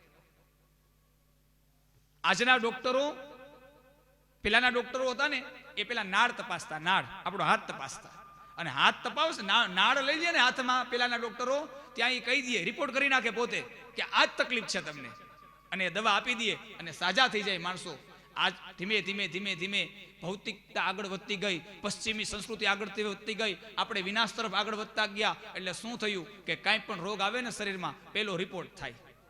હવે ડોક્ટરને ખબર નથી પડતી નાળ શું છે. એ રિપોર્ટમાં ઓલું યંત્ર બતાવે ને ત્યારે ખબર પડે કે આ રોગ છે. પેલા તો યંત્ર નહીં, ડોક્ટરનું હૃદય બતાવી દેતું તમને આ રોગ છે સાહેબ, તમને હૃદય બતાવી દેતું. એના હૃદયની અંદર આમ જાગૃતતા, ભગવાન કહી દેતા આ દર્દીને આ જ તકલીફ છે, આમ નાળ જોવે ત્યાં. હવે રિપોર્ટ આવી ગયા, જુઓ તમે. અને એ રિપોર્ટ આવ્યા પછી 100% તો વાત નથી, કોઈ ગેરંટી તો નથી, સાજું થવાની ગેરંટી નથી. આશ્વાસન માટે દવા લઈએ છીએ આપણે, પણ આપણા મહાપુરુષો એમ કીધું, આપણા ઋષિમુનિઓ એમ કીધું કે શાસ્ત્ર માન્ય જીવન બને, શાસ્ત્રને આધારિત આપણું જીવન બને તો સાહેબ આ શરીરના રોગ તો બહુ સામાન્ય રોગ છે. મોટામાં મોટો રોગ છે, એનું નામ છે ભવરોગ. અને આ ભવરોગમાંથી મને તમને મુક્ત કરનાર કોઈ હોય ને તો આ ગ્રંથો છે, આ શાસ્ત્રો છે. મને તમને ભવરોગમાંથી મુક્ત કરી દે છે, ભવરોગમાંથી. અને ગેરંટી, અત્યારના ડોક્ટર જેમ નહીં કે સાજું થાય તો જ થાય, ન થાય તો નહીં. ગેરંટી, ભવરોગમાંથી મુક્ત. અને તદ્ધામમ પરમમ, હે જીવ તને મારા ધામની અંદર લઈ જાઓ. અને ગેરંટી નહીં, સાબિતી. અનેક ભક્તો આ માર્ગે ચાલી અને પહોંચી ગયા, અને પહોંચ્યા, એને મને તમને સમાચાર આપ્યા કે હવે તમે આ માર્ગે ચાલો, એમાંથી ગ્રંથ પ્રાપ્ત થયા. ગેરંટી છે. સદાને માટે ભગવાન આપણી સાથે છે, એ ભગવાન મને તમને કહેવા માંગે છે. સદાને માટે આપણે સાથે. પણ આપણે થોડુંક ભૂલ્યા, પશ્ચિમી સંસ્કૃતિનું અનુકરણ. અને પશ્ચિમી સંસ્કૃતિએ નક્કી કર્યું છે કે ભારતનો વિનાશ શસ્ત્રથી નહીં થાય, ભારતનો વિનાશ અસ્ત્રથી નહીં થાય, શસ્ત્રથી નહીં થાય. ભારતનો વિનાશ ન કરવો હોય ને તો અંગ્રેજોને ખબર છે, આપણા દુશ્મનોને ખબર છે, આપણા વેરીઓને ખબર છે, બસ માત્ર ભારતની સંસ્કૃતિ લઈ લ્યો એની પાસેથી, ભારતનો વિનાશ થઈ જશે, બીજું કાંઈ લેવાની જરૂર નથી. એની સંસ્કૃતિ લઈ લ્યો. એટલા માટે આ અત્યારે જુઓ તમે, આપણી સંસ્કૃતિ માટે યુદ્ધ ચાલે છે. આપણે સંસ્કૃતિ માટે, આપણા શાસ્ત્રો માટે અંદરો અંદર યુદ્ધ થાય છે. શું કામ યુદ્ધ થાય છે? પશ્ચિમી સંસ્કૃતિ આવી ગઈ, આપણી સંસ્કૃતિની સાથે ભળી ગઈ, એટલે અંદરો અંદર યુદ્ધ થયા. આપણી સંસ્કૃતિમાં યુદ્ધ નથી. કહેવાનો અર્થ છે સાહેબ કે આપણે શાસ્ત્ર વાંચ્યું, શાસ્ત્ર સાંભળ્યું, શાસ્ત્રને સમજ્યા, તો હવે આપણે, અને પરિવર્તન કોણ કરશે? કોઈ બીજું કોઈ આવીને કરી જશે પરિવર્તન? નહીં, આપણે સ્વયં કરવું પડશે. મારી ઘરે પ્રસંગ આવશે ત્યારે હું શાસ્ત્રના નિયમ પ્રમાણે મારો પ્રસંગ ઉજવીશ. આપણે પોતે સ્વયં. સમાજ ગમે તે વાતો કરે, અને સમાજ તો તમે ગમે એવો પ્રસંગ કરશો તો વાતો કરવાનો છે. તો શું કામે ને આપણે સારું કાર્ય કરી અને ભલે ને સમાજ વાતો કરે? સમાજથી ડરી અને આપણે નથી કરતા. સમાજથી ડરીને, સમાજ તો મને જીવવા જ નથી દે, આપણને સમાજ જીવવા ના દે. કઈ ગમે તેવું તમે કરો ને તો સમાજ વાતો કરશે. જુઓ, એટલા માટે સમાજનું નથી સાંભળવું, આપણે સાંભળવું છે ગ્રંથનું, આપણે સમજવું છે ભગવાનને, ભગવાનને યાદ કરવા છે. એટલા માટે ભગવાનનો ઉત્સવ, જન્મોત્સવ, અવતરણ અને આપણો જન્મ એમાં બહુ તફાવત છે. કારણ પરમાત્મા પ્રગટ થાય છે નિજ ઈચ્છાથી, સુખ દુઃખ ભોગવે છે નિજ ઈચ્છાથી, સ્વધામ જાય છે નિજ ઈચ્છાથી. હું અને તમે કર્મના બંધનથી અહીં આવ્યા છીએ અને આપણે કર્મના બંધનથી પાછું જવાનું છે. એટલા માટે જ્યારે આપણો જન્મ દિવસ આવે ને ત્યારે ભગવાનને પ્રાર્થના કરજો, ભગવાન મારી જે આયુષ્ય હતી ને એમાં 1 વર્ષ ઓછું થઈ ગયું, હું તમને ભજી ન શક્યો, તમને ઓળખી ન શક્યો, સારા કામ ન કરી શક્યો. ભગવાન હવે મને આવતા નવા વર્ષે એવી શક્તિ આપ, એવી ભક્તિ આપ કે હું તારા માર્ગે ચાલી અને હું તને પ્રાપ્ત કરી શકું. આના માટે જન્મદિવસ છે, આવી પ્રાર્થનાઓ માટે જન્મદિવસ છે. ઇંગ્લિશના ઓલા આપણે ગીત ગાઈએ છીએ એના માટે જન્મદિવસ નથી. ઇંગ્લિશ ભાષા આપણી નથી, આપણી ભાષા સંસ્કૃત છે. આપણી સંસ્કૃતિની ભાષા સંસ્કૃત છે અને કેટલી પ્રિય છે જુઓ તો ખરા સાહેબ. આપણી સંસ્કૃતિ, આપણા સંસ્કારો એને પાછા જાગૃત કરવાનું કાર્ય આ ગ્રંથે કર્યો છે. માત્ર નંદ ઉત્સવ નહીં, માટકી ફોડી નાખી, માખણ રેલમ છેલમ કરી નાખ્યું, ચોકલેટો ખાઈ લીધી, રાસ ગરબા લઈ લીધા, એ તો આપણને આનંદ કરવા માટે કર્યું. પણ એ કર્યા પછી અંતર્મુખ થવાનું છે મારે ને તમારે. આ ઉત્સવને કાલે આપણે માણ્યો, એ કાલે જે માણ્યો ને એ બહિર્મુખ માણ્યો, બહારનું બધું જોયું આપણે, આનંદ બહારનો આનંદ. પણ સુખદેવજી મહારાજ પરીક્ષિતને કહે કે હે રાજા, હવે આ જે છે ને, આ જે અવસર આવ્યો છે ને મારે તમને મળ્યો છે ને આ અવસર, એ હવે અંતર્મુખ કરવાનો છે. કાલનો નંદ ઉત્સવ હવે છે ને એ કાલ પૂરતો સીમિત નહોતો. કાલે નંદ ઉત્સવ થઈ ગયો, એ કાલની રાત વહી ગઈ ને ભૂલાઈ ગયો એમ નહીં. એ નંદ ઉત્સવ ભગવાન અમે અમારા હૃદયસ્થ કરશું. અમે અહીંયા કૃષ્ણને પ્રગટ કર્યો ને ભગવાન, હવે અમે એવી મહેનત કરશું, પરમાત્મા શાસ્ત્રને વાંચીને સદમાર્ગે ચાલીને એવી મહેનત કરશું કે જે કૃષ્ણ ગોકુળમાં પ્રગટો છે, જે કૃષ્ણ જન્માષ્ટમીને દિવસે પ્રગટે છે, જે કૃષ્ણ કથાઓમાં જ્યારે નંદ ઉત્સવ હોય ત્યારે પ્રગટે છે, એ કૃષ્ણ હવે કાયમ માટે મારા હૃદયની અંદર પ્રગટ થાય આવી કોશિશ હૃદયમાં પ્રગટ કરવા છે ભગવાન. અને ભગવાન પ્રગટ થાય છે હૃદયમાં. આધ્યાત્મિક અર્થ એ જ છે. ગોકુળ એ હૃદય છે, નંદ બાબા એ આનંદ છે, અને યશોદા એ યશનો જેને ત્યાગ કરી દીધો છે સાહેબ. યશો દદાતી ઇતિ યશોદા, જેને યશ ત્યાગી દીધો એના જીવનની અંદર કોઈ પ્રકારના યશની ચાહના નથી, કોઈ સ્વાર્થ નથી જીવનમાં. નંદ બાબાનું જીવન આનંદમય છે અને ગોકુળ એ ભગવાનનું હૃદય છે. એટલા માટે ભગવાન ત્યાં પ્રાગટ્ય થયું. જો ભગવાનના પ્રાગટ્યના જે સ્થાનો બતાવ્યા એવું સ્થાન જ્યારે આપણા જીવનમાં બનશે, આપણા ઘરે ભગવાન પ્રગટે, આપણા સમાજમાં ભગવાન પ્રગટે, અરે સાહેબ આપણા શરીરમાં પણ ભગવાન પ્રગટે. જુઓ તમે, આપણું ગામને આપણે ગોકુળિયું બનાવીએ તો આપણા ગામમાં ભગવાન આવે. આપણા પરિવારને આપણે રામ રાજ્ય જેવો પરિવાર બનાવી તો આપણા પરિવારમાં રામ આવે. આપણા શરીરને આપણે પવિત્ર બનાવીએ તો આપણા શરીરમાં ભગવાન પ્રગટે. જ્યાં તમે ભગવાન કહે મારે પ્રગટવાના સ્થાન છે, એ સ્થાન તમે જ્યાં બનાવો ત્યાં ભગવાન આવે. અહીંયા ભગવાન શું કામ આવ્યા? અહીંયા ભગવાન એટલા માટે આવ્યો કે ભાગવતજી આવ્યા, અને ભાગવતજી એના પ્રવચન, એના પૂજન, એના સ્વાગતથી આ ભૂમિ હરિદ્વાર ભૂમિ તીર્થ ભૂમિ હતી જ, પવિત્ર હતી જ, પણ એમાં ભાગવત આવ્યું અને ભાગવતની અંદર ભગવાનને આવકાર્યા, સ્વાગત કર્યું, પરમાત્માનું આપણે સ્થાન તૈયાર કર્યું. એટલે ભગવાન કાલે આવ્યા આનંદ ઘેરે આનંદ મળ્યો. જુઓ તમે, ભગવાન આવે છે પણ એ સ્થાન નક્કી હોવું જોઈએ.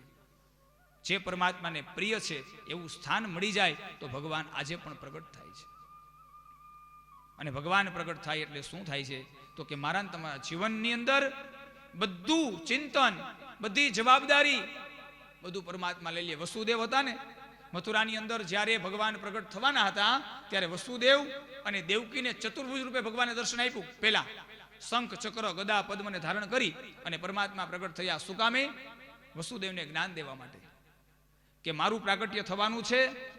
હે માતા પિતા, તમે મારા માતા પિતા બનવાના છો, કારણ પૂર્વના જન્મમાં હું તમને વચન આપી ચૂક્યો છું કે હું તમારો દીકરો બનીશ, એટલે હું દીકરો બનવા માટે આવ્યો છું. પણ હે માતા પિતા, તમે માત્ર નિમિત્ત છો, હું બ્રહ્માંડનો માલિક છું. મારા પિતા જગતમાં કોઈ છે નહીં. આ જ્ઞાન શું કામે આપ્યું? વસુદેવને અહંકાર ન આવે કે મારો દીકરો ભગવાન છે. એ અહંકારમાંથી મુક્ત, એટલે પહેલા તૈયારી જુઓ તમે. હે પિતાજી, હું જગત પિતા છું, છતાં પણ તમારે ત્યાં દીકરો બનીને આવું છું. એનું કારણ તમારી તપશ્ચર્યા છે. પણ યાદ રાખજો, તમને મેં માત્ર નિમિત્ત બનાવ્યા છે, નિમિત્ત બનાવ્યા છે મારા પ્રગટ માટે. તો પેલા તો અહંકારમાંથી મુક્ત કરી દીધા. જન્મ નથી થયો, માતા પિતાને ત્યાં ઓળખાણ કરાવી દીધી ભગવાનની. ભગવાન કહે હવે મને પ્રગટવામાં વાંધો નથી. અને ભગવાન પ્રગટા એટલે કથામાં આપણે સાંભળ્યું ઘણી વખત કે ભાઈ હાથના પગના બેડીના બંધનો તૂટી ગયા, દ્વાર ખુલી ગયા, જે દ્વારપાલો હતા એ ઊંઘી ગયા, કોઈને ખબર ન પડીને ભગવાન નીકળી ગયા મથુરામાંથી. એનો આધ્યાત્મિક અર્થ બતાવ્યો શાસ્ત્રમાં કે જેના હૃદયની અંદર ભગવાન પ્રગટ થાય, મથુરામાં પ્રગટ થયા એટલે એ માયાના બંધનો તૂટ્યા. ત્યાં લોખંડના બંધનો હતા. સંસારમાં આપણે રહીએ છીએ, આપણા હૃદયમાં જ્યારે ભગવાનનું દર્શન થશે, ભગવાનને ઓળખાઈ જશે, ત્યારે આપણા પણ બંધનો તૂટશે. કયા? તો કે આ સંસારના બંધનો, આ માયાના બંધનો ઓટોમેટિક તૂટી જશે.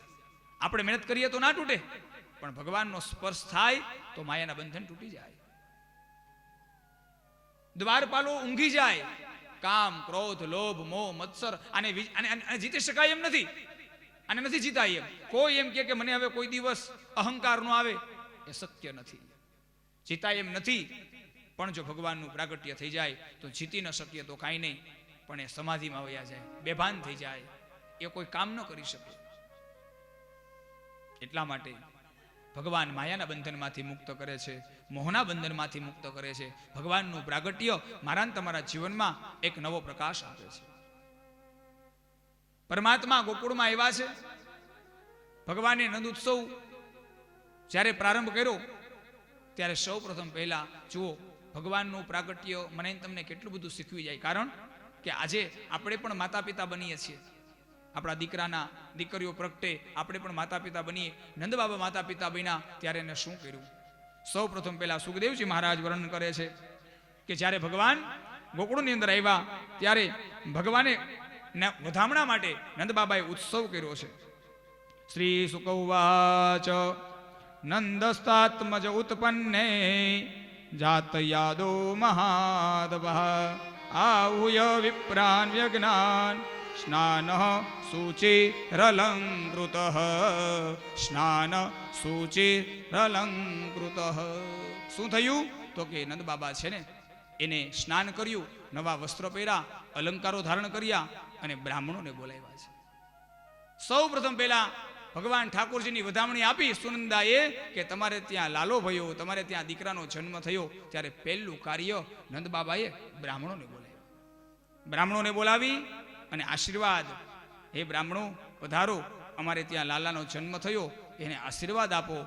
અને બ્રાહ્મણો સૌ ભેગા મળી અને નંદ બાબાના આંગણે સ્વસ્તિ વાચન કરે.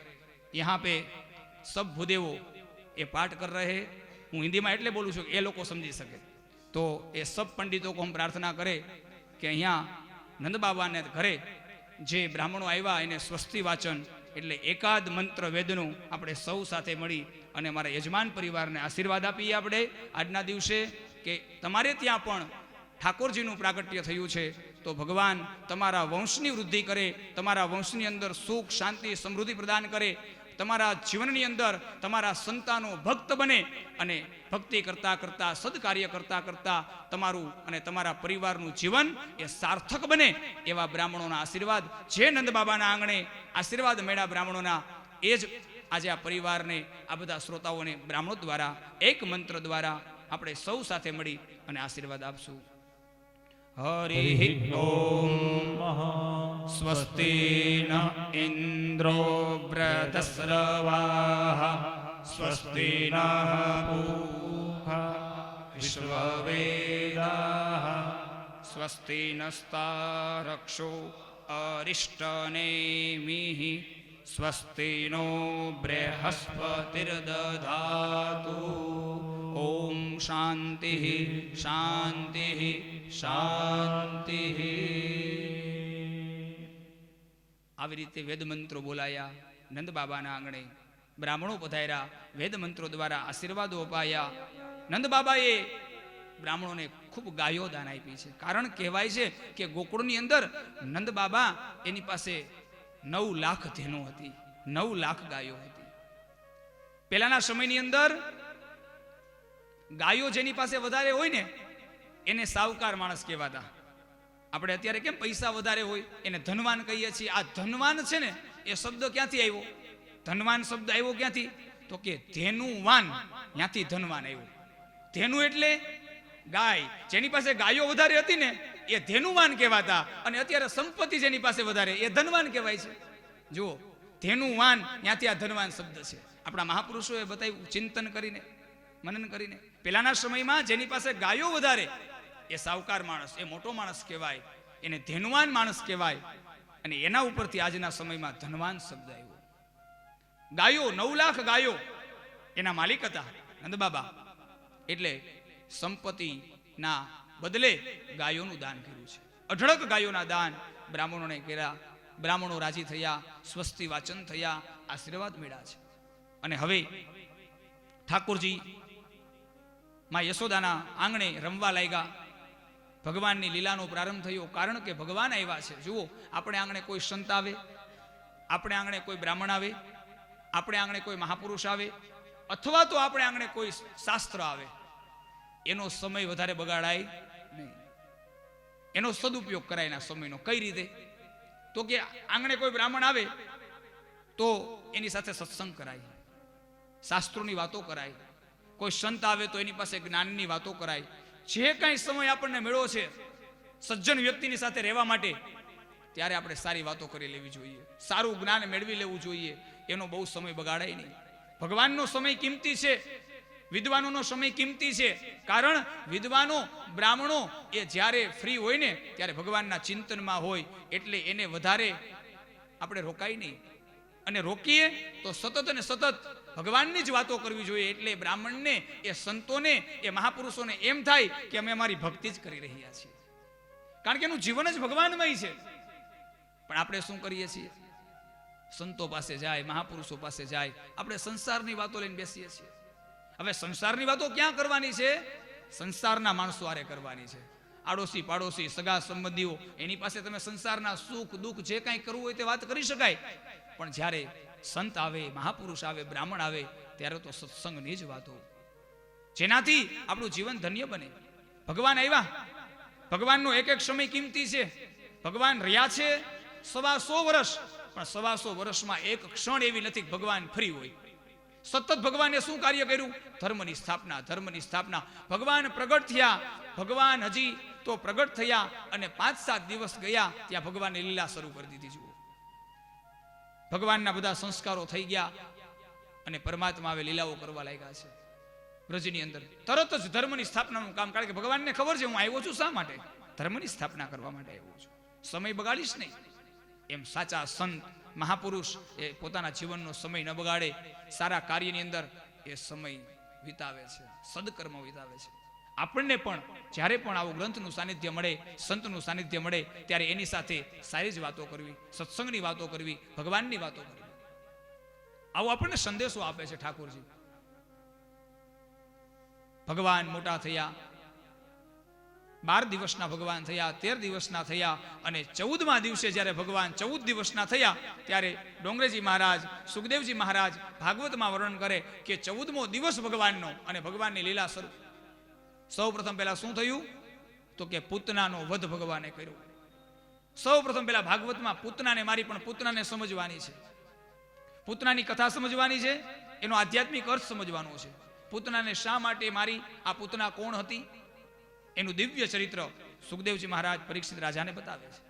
હે રાજા, સાંભળો, ભગવાન ગોકુળની અંદર જ્યારથી પ્રગટ થયા, આજે આ 14મો દિવસ છે. આ 14 દિવસ સુધી આનંદ, ઉત્સવ, રાસ, માખણ, દૂધ એની રેલમ છેલમ થાય છે. શું કામે? તો કે નંદ બાબાને વધામણી મળી. સુનંદાએ કહ્યું કે લાલો ભાઈઓ, બ્રાહ્મણોને બોલાવ્યા, આખા ગોકુળને ભેગું કર્યું નંદ બાબાએ. ગામના બધા ગોપીઓને બોલાવી, ગોપ બાળકોને બોલાવ્યા. બધા પોતપોતાની ઘરેથી કોઈ દૂધ લઈને આવ્યું, કોઈ છાશ લઈને આવ્યું, કોઈ માખણ લઈને આવ્યું, પોતાની શક્તિ પ્રમાણે. અને ત્યાં ભગવાનને બધા ભોગ ધર્યા, પ્રસાદી ધરાણી, અને બધાએ ઉત્સવ કર્યો, બધાએ રાસ રમ્યા. 14 દિવસ સુધી આ કાર્ય ચાલ્યું.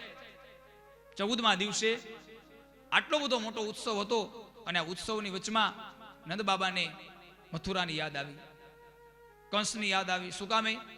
તો કે દર વર્ષે ગોકુળ માંથી બધો કરવેરો ભેગો કરી અને નંદ બાબા કંસને મથુરામાં આપવા જાય છે. પેલાના સમયમાં રાજા કર લેતા ગામડાઓની પાસે.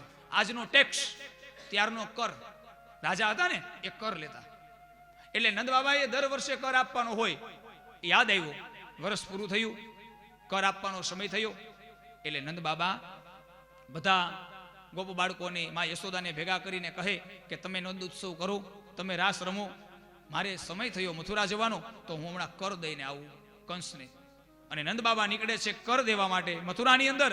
અને મથુરામાં કેવી ચિંતા કંસને કે આકાશવાણીના શબ્દ એવા છે કે તારો કાળ જન્મ ચૂક્યો છે.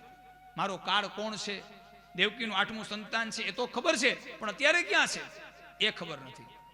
મારે એને મારવો છે. કંસ વિચાર કરે કે હજી નાનો છે, તાજું જન્મેલું બાળક છે, ત્યાં એને હું મૃત્યુદંડ આપી દઉં એટલે હું પછી મારે કોઈ ચિંતા નહીં, હું અમર થઈ જાઉં મારા કાળને મારીને, પછી મને કોઈ મારી નહીં શકે. કાળને મારવા માટે ભગવાનને પોતાના વેરી બનાવ્યા, ચિંતામાં હતા. કહેવાય છે કે મથુરાની અંદર કંસની બહેન જેનું નામ છે પૂતના એ નિવાસ કરે છે. પૂતનાને ખબર પડી કે ભાઈ ચિંતામાં છે. કંસ પાસે આવે કે હે ભાઈ શું ચિંતા કરે છે? શું કહું બહેન, મારો કાળ જન્મી ચૂક્યો છે, એને ઓળખતો નથી, કઈ રીતે મારવો? પૂતના કહે શું કામે ચિંતા કરે કંસ, મારી પાસે કેટલી બધી વિદ્યાઓ છે, કેટલી બધી વિદ્યાઓ, કેટલી બધી સિદ્ધિઓ, હું ગમે તે રૂપ ધારણ કરી શકું. તમે ચિંતા ન કરો મહારાજ, હું હમણાં જ ગોકુળમાં જાઉં અને બધા જેટલા જન્મા છે ને બાળકો એને બધાને મૃત્યુદંડ આપું, એમાં તમારો કાળ પણ મૃત્યુ પામશે. કંસને આશ્વાસન આપ્યું પૂતનાએ. કંસને શાંતિ થઈ, બહેન તું મારા કાળને મારી આવીશ? તો કે હા. અને કંસની રજા લઈ અને પૂતના આવે છે ગોકુળમાં, નંદ બાબા આવે છે મથુરામાં અને પૂતના આવે છે ગોકુળમાં. આ બાજુ કર આપવા માટે નંદ બાબા પહોંચ્યા. મહારાજ કંસની જય હો, ગોકુળનો કર લઈ અને હું આવ્યો છું, પણ હે મહારાજ આજે ભગવાનની કૃપા થઈ મારી ઉપર, તો હું તમને ખાલી કર દેવા નથી આવ્યો, સાથે વધામણી પણ આપું. મારે ત્યાં 2 દીકરાનો જન્મ થયો. આ 2 દીકરાનો જન્મ થયો એ સાંભળ્યું કંસની ચિંતામાં વધારો. આ નંદ બાબાના દીકરામાંથી કોઈ મારો કાળ નહીં હોય ને, ખબર નથી, ખાલી વિચાર છે, કોણ છે ખબર નથી, આમાંથી કોઈ મારો કાળ નહીં હોય ને. પણ કેમ ખબર પડે? અંદર અંદર મનન મનન, ચિંતન ચિંતન. પણ કોનું ચિંતન, કોનું મનન ચાલે છે? પોતાના કાળનું. પણ કાળ છે કૃષ્ણ, એટલે ચિંતન મૂળમાં તો કૃષ્ણનું જ ચાલે છે. જુઓ, કંસને મુક્તિ મળી એનું કારણ એ છે, વેરી હતો, કેટલા બધા દૈત્યોને મોકલા ભગવાનને મારવા માટે, પણ છતાંય ભગવાને કંસને મુક્તિ આપી, ભગવાનનું પરમ ધામ આપ્યું. એનું કારણ કે ભલે વેર ભાવે તો વેર ભાવે, કંસે મને ભેજ્યો છે, મૂળમાં તો હું છું. અજામિલની કથા આપણે સાંભળી કે પોતાના દીકરાનું નામ નારાયણ રાખ્યું અને ભગવાન આવ્યા તો યમના દૂતો પણ આવ્યા. યમના દૂતો આવ્યા, ગણિત, કારણ કે યમદૂતો પાસે, ચિત્રગુપ્તની પાસે ગણિત છે, આપણું બધું ગણિત. અહીંયા કેમ આપણે લેપટોપમાં ગણિત કરીએ છીએ, ત્યાં ભગવાનની પાસે કોઈ લેપટોપ નથી, કોઈ બોલપેન નથી, કોઈ ચોપડો નથી, પણ એના ગણિતમાં ક્યારેય ભૂલ થતી નથી. આપણા યંત્રો ભૂલ કરે, ભગવાન ભૂલ નથી કરતા. યમના દૂતો પણ આવ્યા, કારણ કે એના ચોપડામાં અજામિલના પાપ હતા, અને ભગવાન નારાયણના દૂતો પણ આવ્યા, કારણ કે પુણ્ય પણ હતું. હવે આ અજામિલના મૃત્યુમાં આવું બન્યું છે, 2 આવ્યા, નહીતર કાં યમના દૂતો આવે અને કાં ભગવાનના પાર્ષદો આવે, 2માંથી એક જ આવે. પણ ભાગવતની કથા એમ બતાવે કે અજામિલનું મૃત્યુનો સમય હતો ત્યારે 2 હતા, એમના દૂતો પણ હતા, ભાગવતમાં કથા છે, અને ભગવાનના પાર્ષદો હતા. એ બેનો સંવાદ છે. એમના દૂતો કહે આ જીવ અમારો છે, ભગવાનના પાર્ષદો કહે નહીં આ જીવ અમારો છે. એમના દૂતો કહે પણ એને કઈ ભક્તિ નથી કરી, નકરા પાપ જ કર્યા છે અજામિલે. ત્યારે ભગવાનના દૂતો કહે યમ, હે દૂતો, જે નારાયણનું નામ લીધું ને એ ભગવાનનું નામ છે. યમના દૂતો કે નહીં, એ ભગવાનનું નામ નથી, એના દીકરાનું નામ નારાયણ રાખ્યું છે, ભગવાનને છેતરવાનું કામ કર્યું છે, ભગવાનનું નામ નહીં એના દીકરાનું નામ નારાયણ બોલે છે. ત્યારે ભગવાનના દૂતો કહે છે કે અમારા ભગવાનને યમના દૂતો તમે ઓળખતા નથી. ભગવાન એમ કહે, આ અજામિલના દીકરાનું નામ નારાયણ તો 5 વર્ષ પહેલા પડ્યું, ભગવાનનું નારાયણનું નામ તો આદિ અનાદિથી છે, એટલે મૂળમાં તો હું જ છું નારાયણ, હું જ છું. ભાવે કુભાવે, વેર ભાવે, મિત્ર ભાવે, કોઈ ભાવે, ભગવાનનું નામ. એટલા માટે એમ કહેવાય છે કે આપણા પરિવારની અંદર બધા સભ્યોના નામ છે ને ભગવાનના નામ ઉપર હતા. આ કથા સાંભળીને ભગવાનના નામ ઉપર બધાના નામ. શું કામે? કે અંત સમય આવે અને કોઈ ઘરના સભ્યો હોય ને એની ઉપર જો આપણને ભાવ રહી જાય, એની ઉપર આપણો કોઈ આસક્તિ રહી જાય અને એનું નામ બોલાઈ જાય. અજામિલને શું એ જ થયું ને, અજામિલને આસક્તિ કોની ઉપર રહી ગઈ? એના દીકરા ઉપર આસક્તિ રહી ગઈ હતી. પણ ભગવાને કેવું કામ કરી દીધું કે નારાયણ નામ હતું ને તો ભગવાને એ આસક્તિ તો વધારી પુત્ર ઉપર, પણ પણ ભગવાનની પ્રાપ્તિ કરાવી દીધી. આસક્તિ હોવા છતાં પણ ભગવાન મળી ગયા. ક્યારે? તો કે પરિવારના સભ્યોના નામ ભગવાન ઉપર હોય. એટલું જ નહીં સાહેબ, પહેલાના સમયમાં તો એવું હતું કે ગાયો રાખતા આપણા વડવાઓ, એ ગાયનું દૂધ પીતા, એ ગાય છે ને એનું પણ નામ ગંગા ને યમુના એવું રાખવામાં આવતું. વિચાર કરો, આજે પણ કેટલી બધી ગૌશાળાઓ એવી છે. અમે જ્યાં દર્શન કરવા ઘણી ગૌશાળાઓમાં જઈએ છીએ તો એ ગાયોના નામ નદીઓના નામ ઉપરથી હોય, માતાજીના નામ ઉપરથી ગાયોના નામ હોય. અને કેટલી ગાયો કેવી રીતે સાચવતા હોય એના માલિકને. કેટલી બધી ગાયો હોય, પણ જે ગાયનું નામ જે પાડ્યું હોય ને એને બોલાવે ને એ જ ગાય આવે. બોલો, આટલો પ્રેમ ગાયો પ્રત્યે સંતો આજે કરે છે ગાયોને. અને સાહેબ, આ ગૌ સેવા, આ તીર્થની અંદર સેવા, આ બધી સેવા ચાલે છે ને એટલે તો અત્યારે આ કળિયુગ ટકી રહ્યો છે. જુઓ, કળિયુગનો એક પગ છે, કળિયુગના 4 પગ છે ને એમાંથી 3 પગ કપાઈ ગયા છે. 3 પગ કપાઈ ગયા છે કળિયુગના. સત્ય ગયું, સતયુગ ગયો ને સાથે સત્ય ગયું, ત્રેતાયુગ ગયો, તપ ગયું, દ્વાપર યુગ ગયો, દયા ગઈ, અને હવે કળિયુગ એક પગે ઉભો છે જેનું નામ છે દાન. આ એક દાનનો પગ છે સાહેબ. આ સંસારમાં માણસ સ્વાર્થથી, નિસ્વાર્થથી કોઈ પણ રીતે નાનું મોટું જેટલું શક્તિ પ્રમાણે દાન કરે છે ને એટલા માટે આ યુગ ટેકો છે. જેવી રીતે સત્ય ગયું ને સતયુગ પૂરો થઈ ગયો, તપ ગયું ને દ્વાપર પૂરો થયો, દયા ગઈ અને ત્રેતાયુગ પૂરો થયો, એવી રીતે જ્યારે દાન વયું જશે ને ત્યારે કળિયુગનો વિનાશ થઈ જશે. આ એક જ પગ છે અત્યારે દાન. યથાશક્તિ જે કાંઈ આપણે આપણી શક્તિ પ્રમાણે કરી રહ્યા છીએ ને એનાથી આ યુગ ટેકો છે. આ એક પગનો આધાર છે દાનનો. ધર્મ ટકી રહ્યો છે કળિયુગની અંદર દાનથી. એટલા માટે અહીંયા સુખદેવજી મહારાજ પરીક્ષિત રાજાને બતાવે છે, હે રાજા, પરમાત્મા નંદ બાબા મહારાજ કંસને કર દેવા માટે આવે, પૂતના એ બાળકોને મારવા માટે જાય, મનની અંદર વિચાર કરે કે આમાંથી જ કોઈ મારો કાળ નહીં હોય ને, પણ મૂળ કોણ છે? તો કે ભગવાન કૃષ્ણ છે. ભલે કાળ તરીકે વેરભાવે પણ મૂળમાં ભગવાન છે. પરમાત્મા એ જોવે છે, ભાવ પરમાત્મા જોવે છે.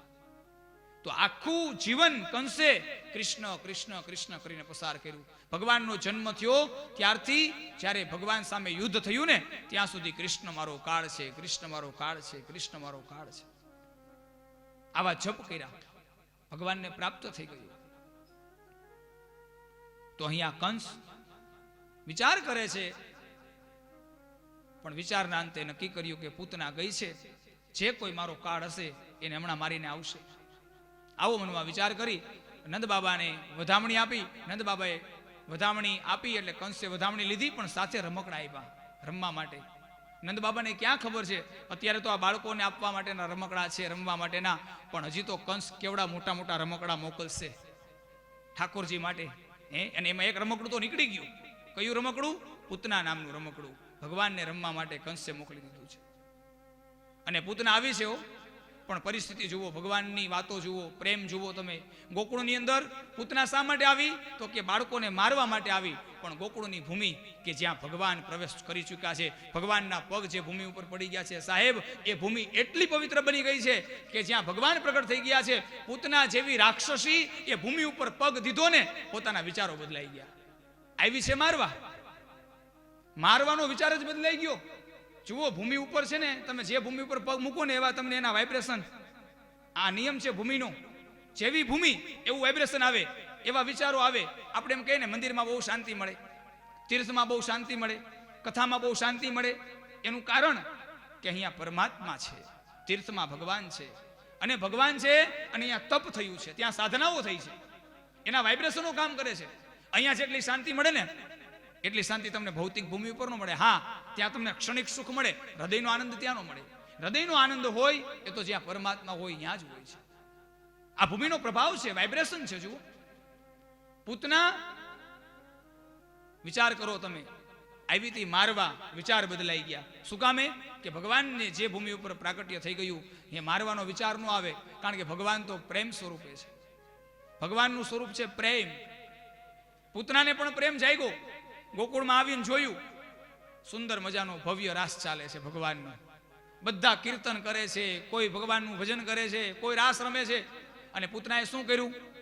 16 વર્ષની સુંદરી બનીને ગોપીનું રૂપ લીધું. બધી જેવી ગોપીઓ હતી ને એવી પોતે પણ ગોપી બની ગઈ. બધી શક્તિ હતી એની પાસે, સિદ્ધિઓ હતી. એ ગોપી બની ગઈ અને ગોપી બની અને જે ગોપીઓ રાસ રમતી હતી ને એ રાસ રમવા લાગી. જુઓ તમે, આવી હતી મારવા અને આજે ઉત્સવ ઉજવવા લાગી છે ગોપી.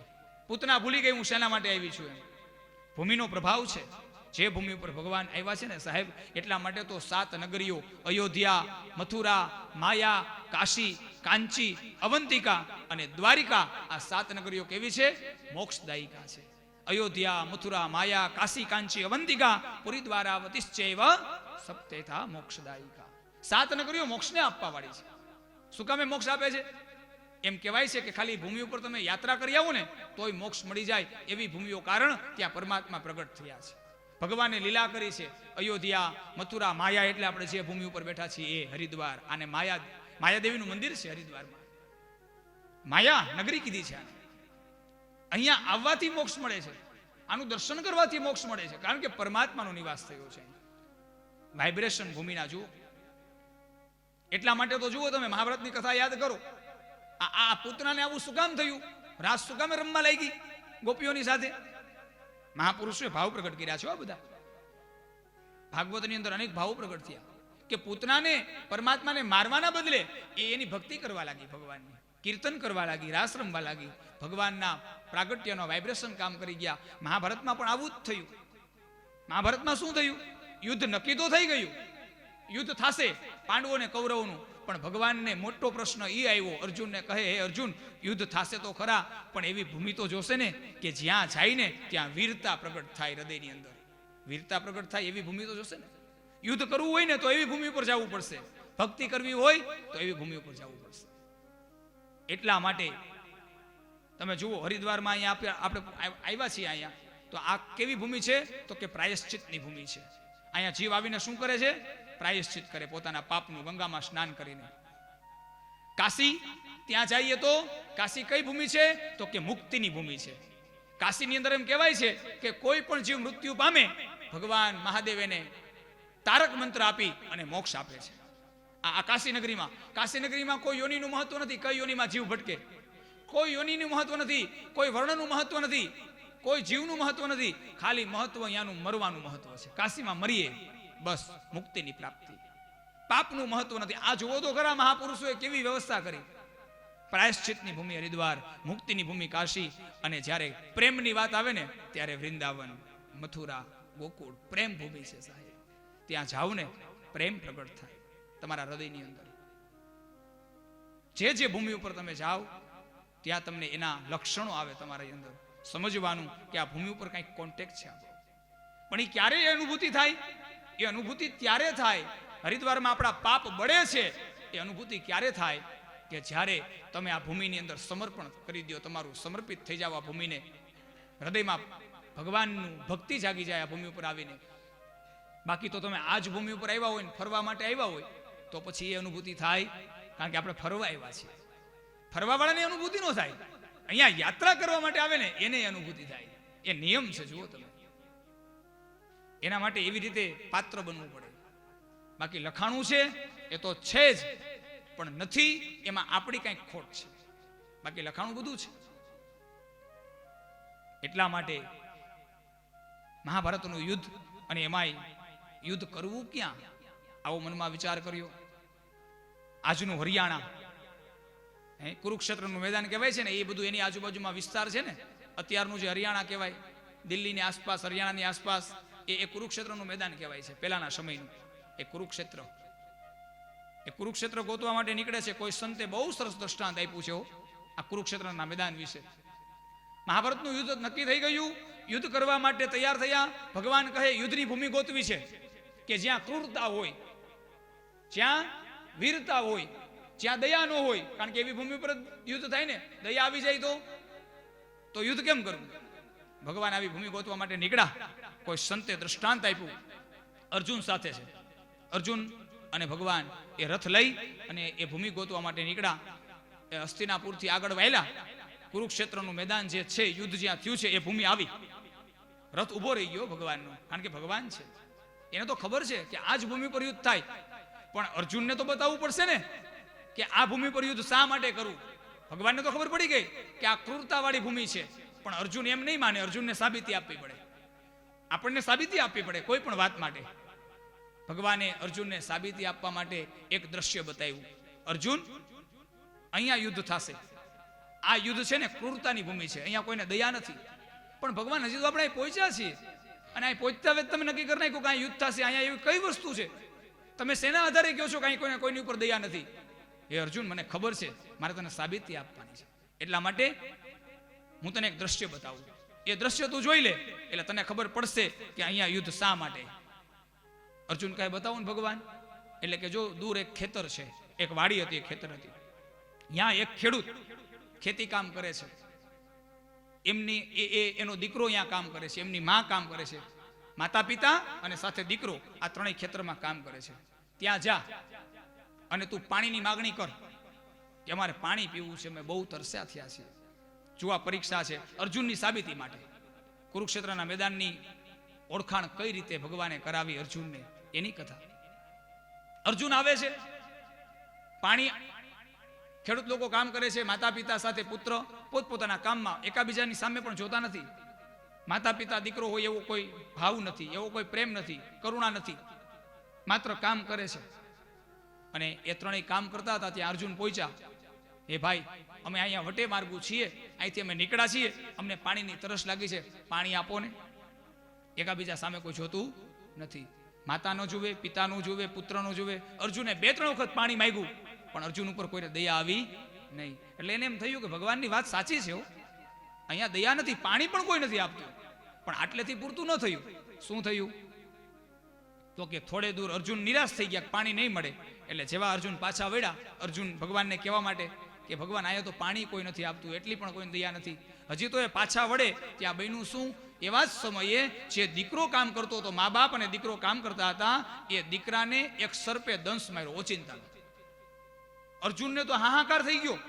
એ અર્જુન દોડ્યો એને બચાવવા માટે, પણ જેવો અર્જુન દોડ્યો ને એ પેલા એનો બાપ પહોંચી ગયો. એટલે અર્જુનને એમ થયું કે એનો બાપ પહોંચી ગયો એટલે હમણાં એને સારવાર માટે લઈ જશે. પણ બહેનું શું? અર્જુને જોયું એનો બાપ પહોંચી તો ગયો, સારવાર માટે ન લઈ ગયો, ઉલટાનો એના દીકરાને મારવા લાગ્યો. શું સૂતો છો? ઊભો થા, કામ કર. કામ કરવા માટે તને આ શરીર આપ્યું છે ભગવાને. એને દયા ન આવી એના દીકરા ઉપર કે સર્પદંશ થયો. એ જુએ છે એનો બાપ કે મારા દીકરાને સર્પદંશ થયો છે. એટલો માર માર્યો એના બાપે, ગતઃ પ્રાણ, એના પ્રાણ વયા ગયા. એના બાપે, સગા બાપે એને એટલો માર્યો. અર્જુન આ દ્રશ્યો જુએ છે. આટલી બધી દયા વગરની ભૂમિ. દોડીને એની માં આવી, એને ખબર પડી મારો દીકરો મરી ગયો. એટલે અર્જુનને એમ થયું આ તો માં છે. આ સંસારમાં વાલામ વાલું માને કાંઈ હોય તો એનો દીકરો હોય. હમણાં એની માં આવશે અને એના માટે રડશે. પણ માએ શું કર્યું ખબર છે? એ આવી અને એની ઉપર જે ઘરેણા અને સોનું પહેર્યું હતું ને લેવા લાગી. હમણાં મારા દીકરાને લઈ જશે, આ સોનું પછી મારે કામમાં આવશે. વિચાર કરો, મોહ જાગ્યો. કોઈ દયા નહીં, કોઈ કરુણા નહીં. અર્જુન જુએ છે કે ભગવાને આજે દ્રશ્ય બતાવવા માંગે છે. આવું દ્રશ્ય હોઈ શકે? આટલી બધી ક્રૂર ભૂમિ હોઈ શકે આ? અને ત્યાં જે દીકરો મૃત્યુ પામ્યો છે, દરરોજને માટે એ દીકરાની વહુ, એની ધર્મપત્ની, એ જમવાનું લઈ અને દરરોજ આવે અને આ બધાને જમાડે. એની ધર્મપત્ની રસ્તામાં છે, માર્ગમાં. એને સમાચાર મળ્યા, કોઈએ આપ્યા કે ભાઈ તું જલ્દી જા તારા ખેતરે, તારી વાડીએ, જેના માટે તું ભાત લઈને જાસ, જેના માટે તું જમવાનું લઈને જાસ, તારું સૌભાગ્ય મટી ગયું. તારો પતિ છે મૃત્યુ પામ્યો, સર્પદંશ થયો. વિચાર કરો સાહેબ, અર્જુને દ્રશ્ય જોયું કે એની પત્નીને દયા આવશે. એની પત્નીએ દયા ખાવાને બદલે શું કર્યું? એ ભાત માથેથી નીચે ઉતારી અને ત્યાં જમવા લાગી. હવે મારે જમવાનો વારો ક્યારે આવશે? આટલી દયા વગરની ભૂમિ. અને અર્જુને નક્કી કર્યું યુદ્ધ તો અહીંયા જ થાય. યુદ્ધ નક્કી થયું. પાછો પ્રશ્ન આવીને ઉભો રહ્યો. કયો પ્રશ્ન આવ્યો? કે યુદ્ધ ભૂમિ નક્કી થઈ ગઈ હતી, જ્યાં ક્રૂરતા હતી, જ્યાં દયા નહોતી, જ્યાં વેરભાવ પ્રગટ થયો હતો. તો એમ કહેવાય છે કે અર્જુનને દયા આવી. જુઓ તમે, મહાભારતના યુદ્ધનો પ્રારંભ થઈ ગયો, ભૂમિ નક્કી થઈ ગઈ, પાંડવો કૌરવની સેના ગોઠવાઈ ગઈ, અને પછી જ્યાં દયા ન આવી જોઈ ત્યાં કોને દયા આવી?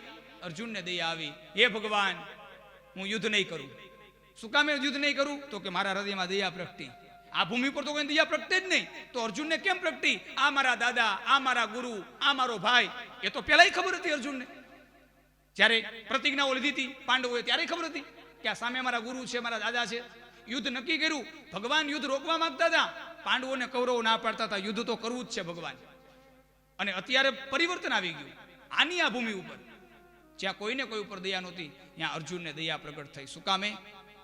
ભગવાને બહુ સરસ લીલા કરી, કોઈને ખબર ન પડી સાહેબ. કારણ ભગવાને આ જગતને ગીતાજીનું જ્ઞાન આપવાનું હતું, એના માટેની વ્યવસ્થા કરી હતી ભગવાને. શું કર્યું? દયા ક્યારે પ્રગટ થઈ? જ્યારે પાંડવો અને કૌરવો એની વચ્ચે જ્યારે રથ આવીને ઉભો રહ્યો ને, એમ કેવું મહાભારતમાં એમ લખ્યું છે, જ્યારે યુદ્ધની શરૂઆત થઈ ત્યારે પેલા અર્જુને એમ કીધું કે હે માધવ, હે કેશવ, મારો રથ બે સેનાની વચ્ચે ઉભો રાખો, મારે સેનાના દર્શન કરવા છે. એવું નથી કીધું મને દયા આવી એમ. પેલા મારો રથ વચમાં લઈ જાઓ. વચમાં રથ પહોંચ્યો પછી દયા આવી. એનું કારણ એમ કહેવાય છે સાહેબ, ભગવાનની લીલા હતી એ કોઈ પામી ન શક્યું. સંતોએ મનોમંથન કરી અને આપણને આ બધું સમજાવ્યું.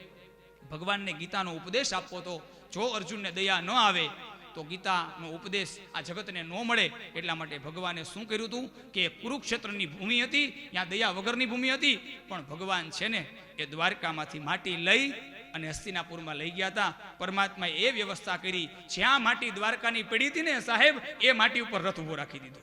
અને એના પ્રભાવથી અર્જુનના હૃદયમાં દયા પ્રગટ થઈ. વિચાર કરો સાહેબ, આ ભૂમિ ઉપર આ જીવનો કેટલો કોન્ટેક્ટ.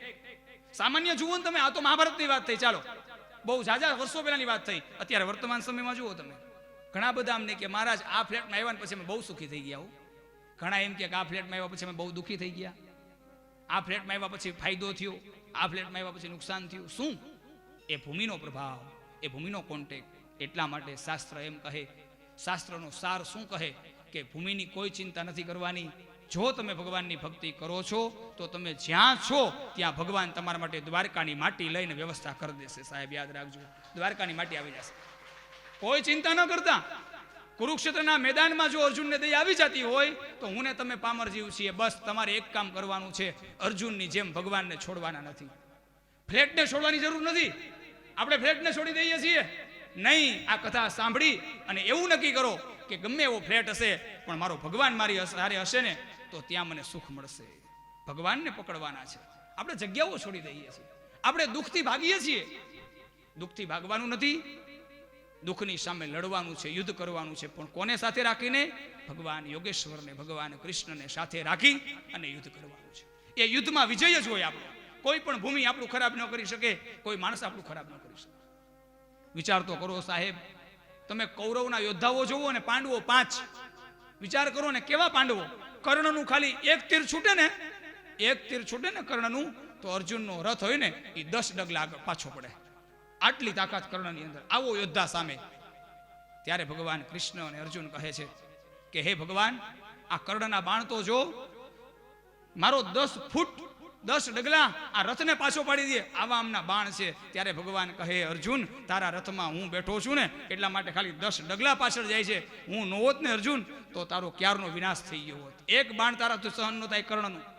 દાદા ભીષ્મ, ઈચ્છા મૃત્યુનું વરદાન. દાદા એમ કે મારે આજે મરવું છે, આ ક્ષણે, ત્યારે મરવાનું આવે, મૃત્યુ ત્યારે આવે. મહાભારત વાંચીએ, ઈચ્છિત મૃત્યુનું વરદાન એ દાદા ભીષ્મ. ગુરુ દ્રોણ, જેને અર્જુનને શિક્ષા આપી, એ ગુરુ. વિચાર તો કરો, સામે યોદ્ધાઓ, છતાં પણ અર્જુન જીતે, છતાં પણ પાંડવો જીતે.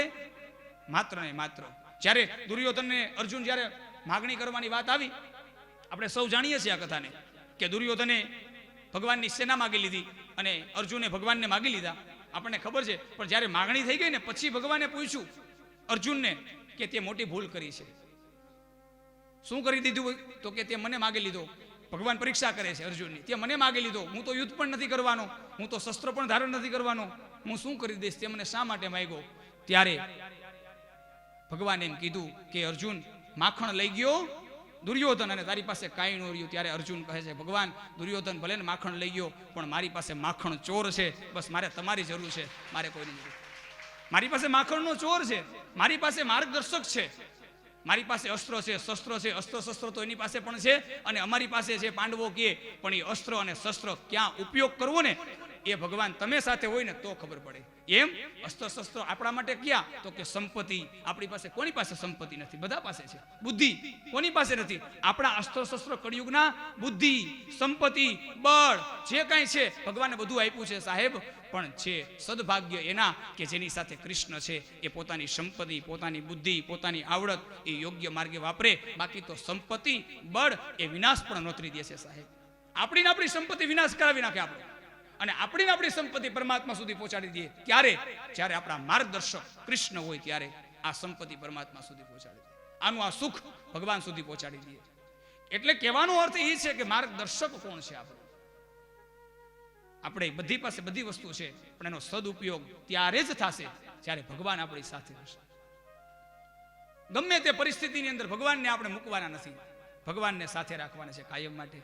એટલા માટે પૂતનાની પરિસ્થિતિ આવી થઈ, આવી હતી ભગવાનને મારવા માટે. ત્યાં રાસ રમવા લાગી, અને રાસ રમતા રમતા હવે તો ભગવાનને એમ થયું કે પૂતના જો રાસ રમશે, મારી ગોપી બની જશે, તો મારી એને મુક્તિ આપવાની. તો મુક્તિ તો આપવી જ છે પૂતનાને, પણ પૂતનાને જીવતા મુક્તિ નથી આપવાની, મૃત્યુ પછી મુક્તિ આપવાની. કારણ કે પૂતના કોણ છે? તો કે અવિદ્યા છે. પૂતના કોણ છે? તો કે અપવિત્રતા છે. ભગવાન કે જ્યાં હું હોઉં ને ત્યાં અવિદ્યા ન હોય, ત્યાં અપવિત્રતા ન હોય, ત્યાં તો પવિત્રતા જ હોય. એટલા માટે ભગવાન કે હવે હું આવ્યો છું એટલે અપવિત્રતાનો નાશ કરીશ. એટલા માટે ભગવાને પૂતનાનો વધ કર્યો. ભગવાને રડવાનું શરૂ કર્યું. પૂતના આવી, બધી ગોપીઓ આવી અને ભગવાનને બધા રમાડવા લાગ્યા. ભગવાન કોઈનાથી છાના ન રહ્યા, ભગવાનની જ લીલા હતી. પૂતનાના ખોળામાં આવ્યા, ભગવાન છાના રહી ગયા.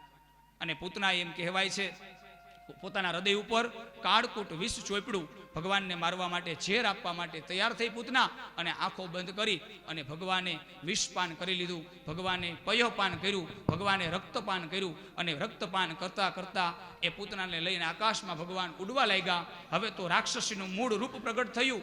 કષ્ટ પડ્યું, દુઃખ પડ્યું પૂતનાને, કારણ કે ભગવાને રક્ત ખેંચવાનું ચાલુ કર્યું શરીરમાંથી. જેવું રક્ત ખેંચાણું એવી પૂતનાને પીડા થઈ. હે કૃષ્ણ, મને છોડી દે, મુચ્યતા મુચ્યતા. ભગવાન કહે પૂતના, હું જેને એક વખત પકડું એને હું છોડતો નથી. ગતઃ પ્રાણ, ભગવાન એના પ્રાણ લઈ લીધા અને પરમાત્માના ધામની અંદર એનો વાસ થયો. બોલીએ ભક્ત વત્સલ ભગવાન કૃષ્ણ કનૈયા. આવી ભગવાનની પૂતના વધની કથા બતાવી સુખદેવજી મહારાજ પરીક્ષિત રાજાને. આગળ અનેક લીલાઓ ભગવાનની, ભગવાનનો 10મો સ્કંદ લીલાઓથી ભરપૂર છે. જે પરમાત્માએ લીલાઓ કરી એ લીલાઓને આપણે આધ્યાત્મિક અર્થ સાથે ભગવાનની કૃપા દ્વારા જે કાંઈ અહીંથી આપણને વાચા આપશે, પરમાત્મા બળ આપશે, એ પ્રમાણે આપણે કથાને આગળ વધારીશું. અત્રે કથાના સમયને, વિરામના સમય થઈ ગયો છે, તો કથાને વિરામ થોડી વાર માટે, પછી કીર્તન કરીશું, અને કીર્તન પછી ભગવાનની કથાને આગળ વધારીશું. કૃષ્ણ કનૈયા. જે કોઈ શ્રોતાજનોને અત્યારે દર્શન કરવા હોય તો દર્શન કરી લે. ચા પાણી તૈયાર છે બહાર, એટલે ચા પાણી ને એવું બધું પી લે, પછી પાછા આવો તો કીર્તન કરી અને ભગવાનની કથા ચાલુ કરીએ. અને બીજું, આજે બપોર પછી તર્પણ કરવા જવાનું છે. અહીંથી તમને સૂચના આપવામાં આવશે હમણાં ઇન્ટ્રોલ પહેલા, કઈ જગ્યાએ જવાનું છે, ક્યાં જવાનું છે, શું છે, એ બધું તમને કહેવામાં આવશે. એટલે બધે હાજર રહેજો અહીંયા, ક્યાંય વૈયા ન જતા. બોલો કૃષ્ણ કનૈયા લાલ.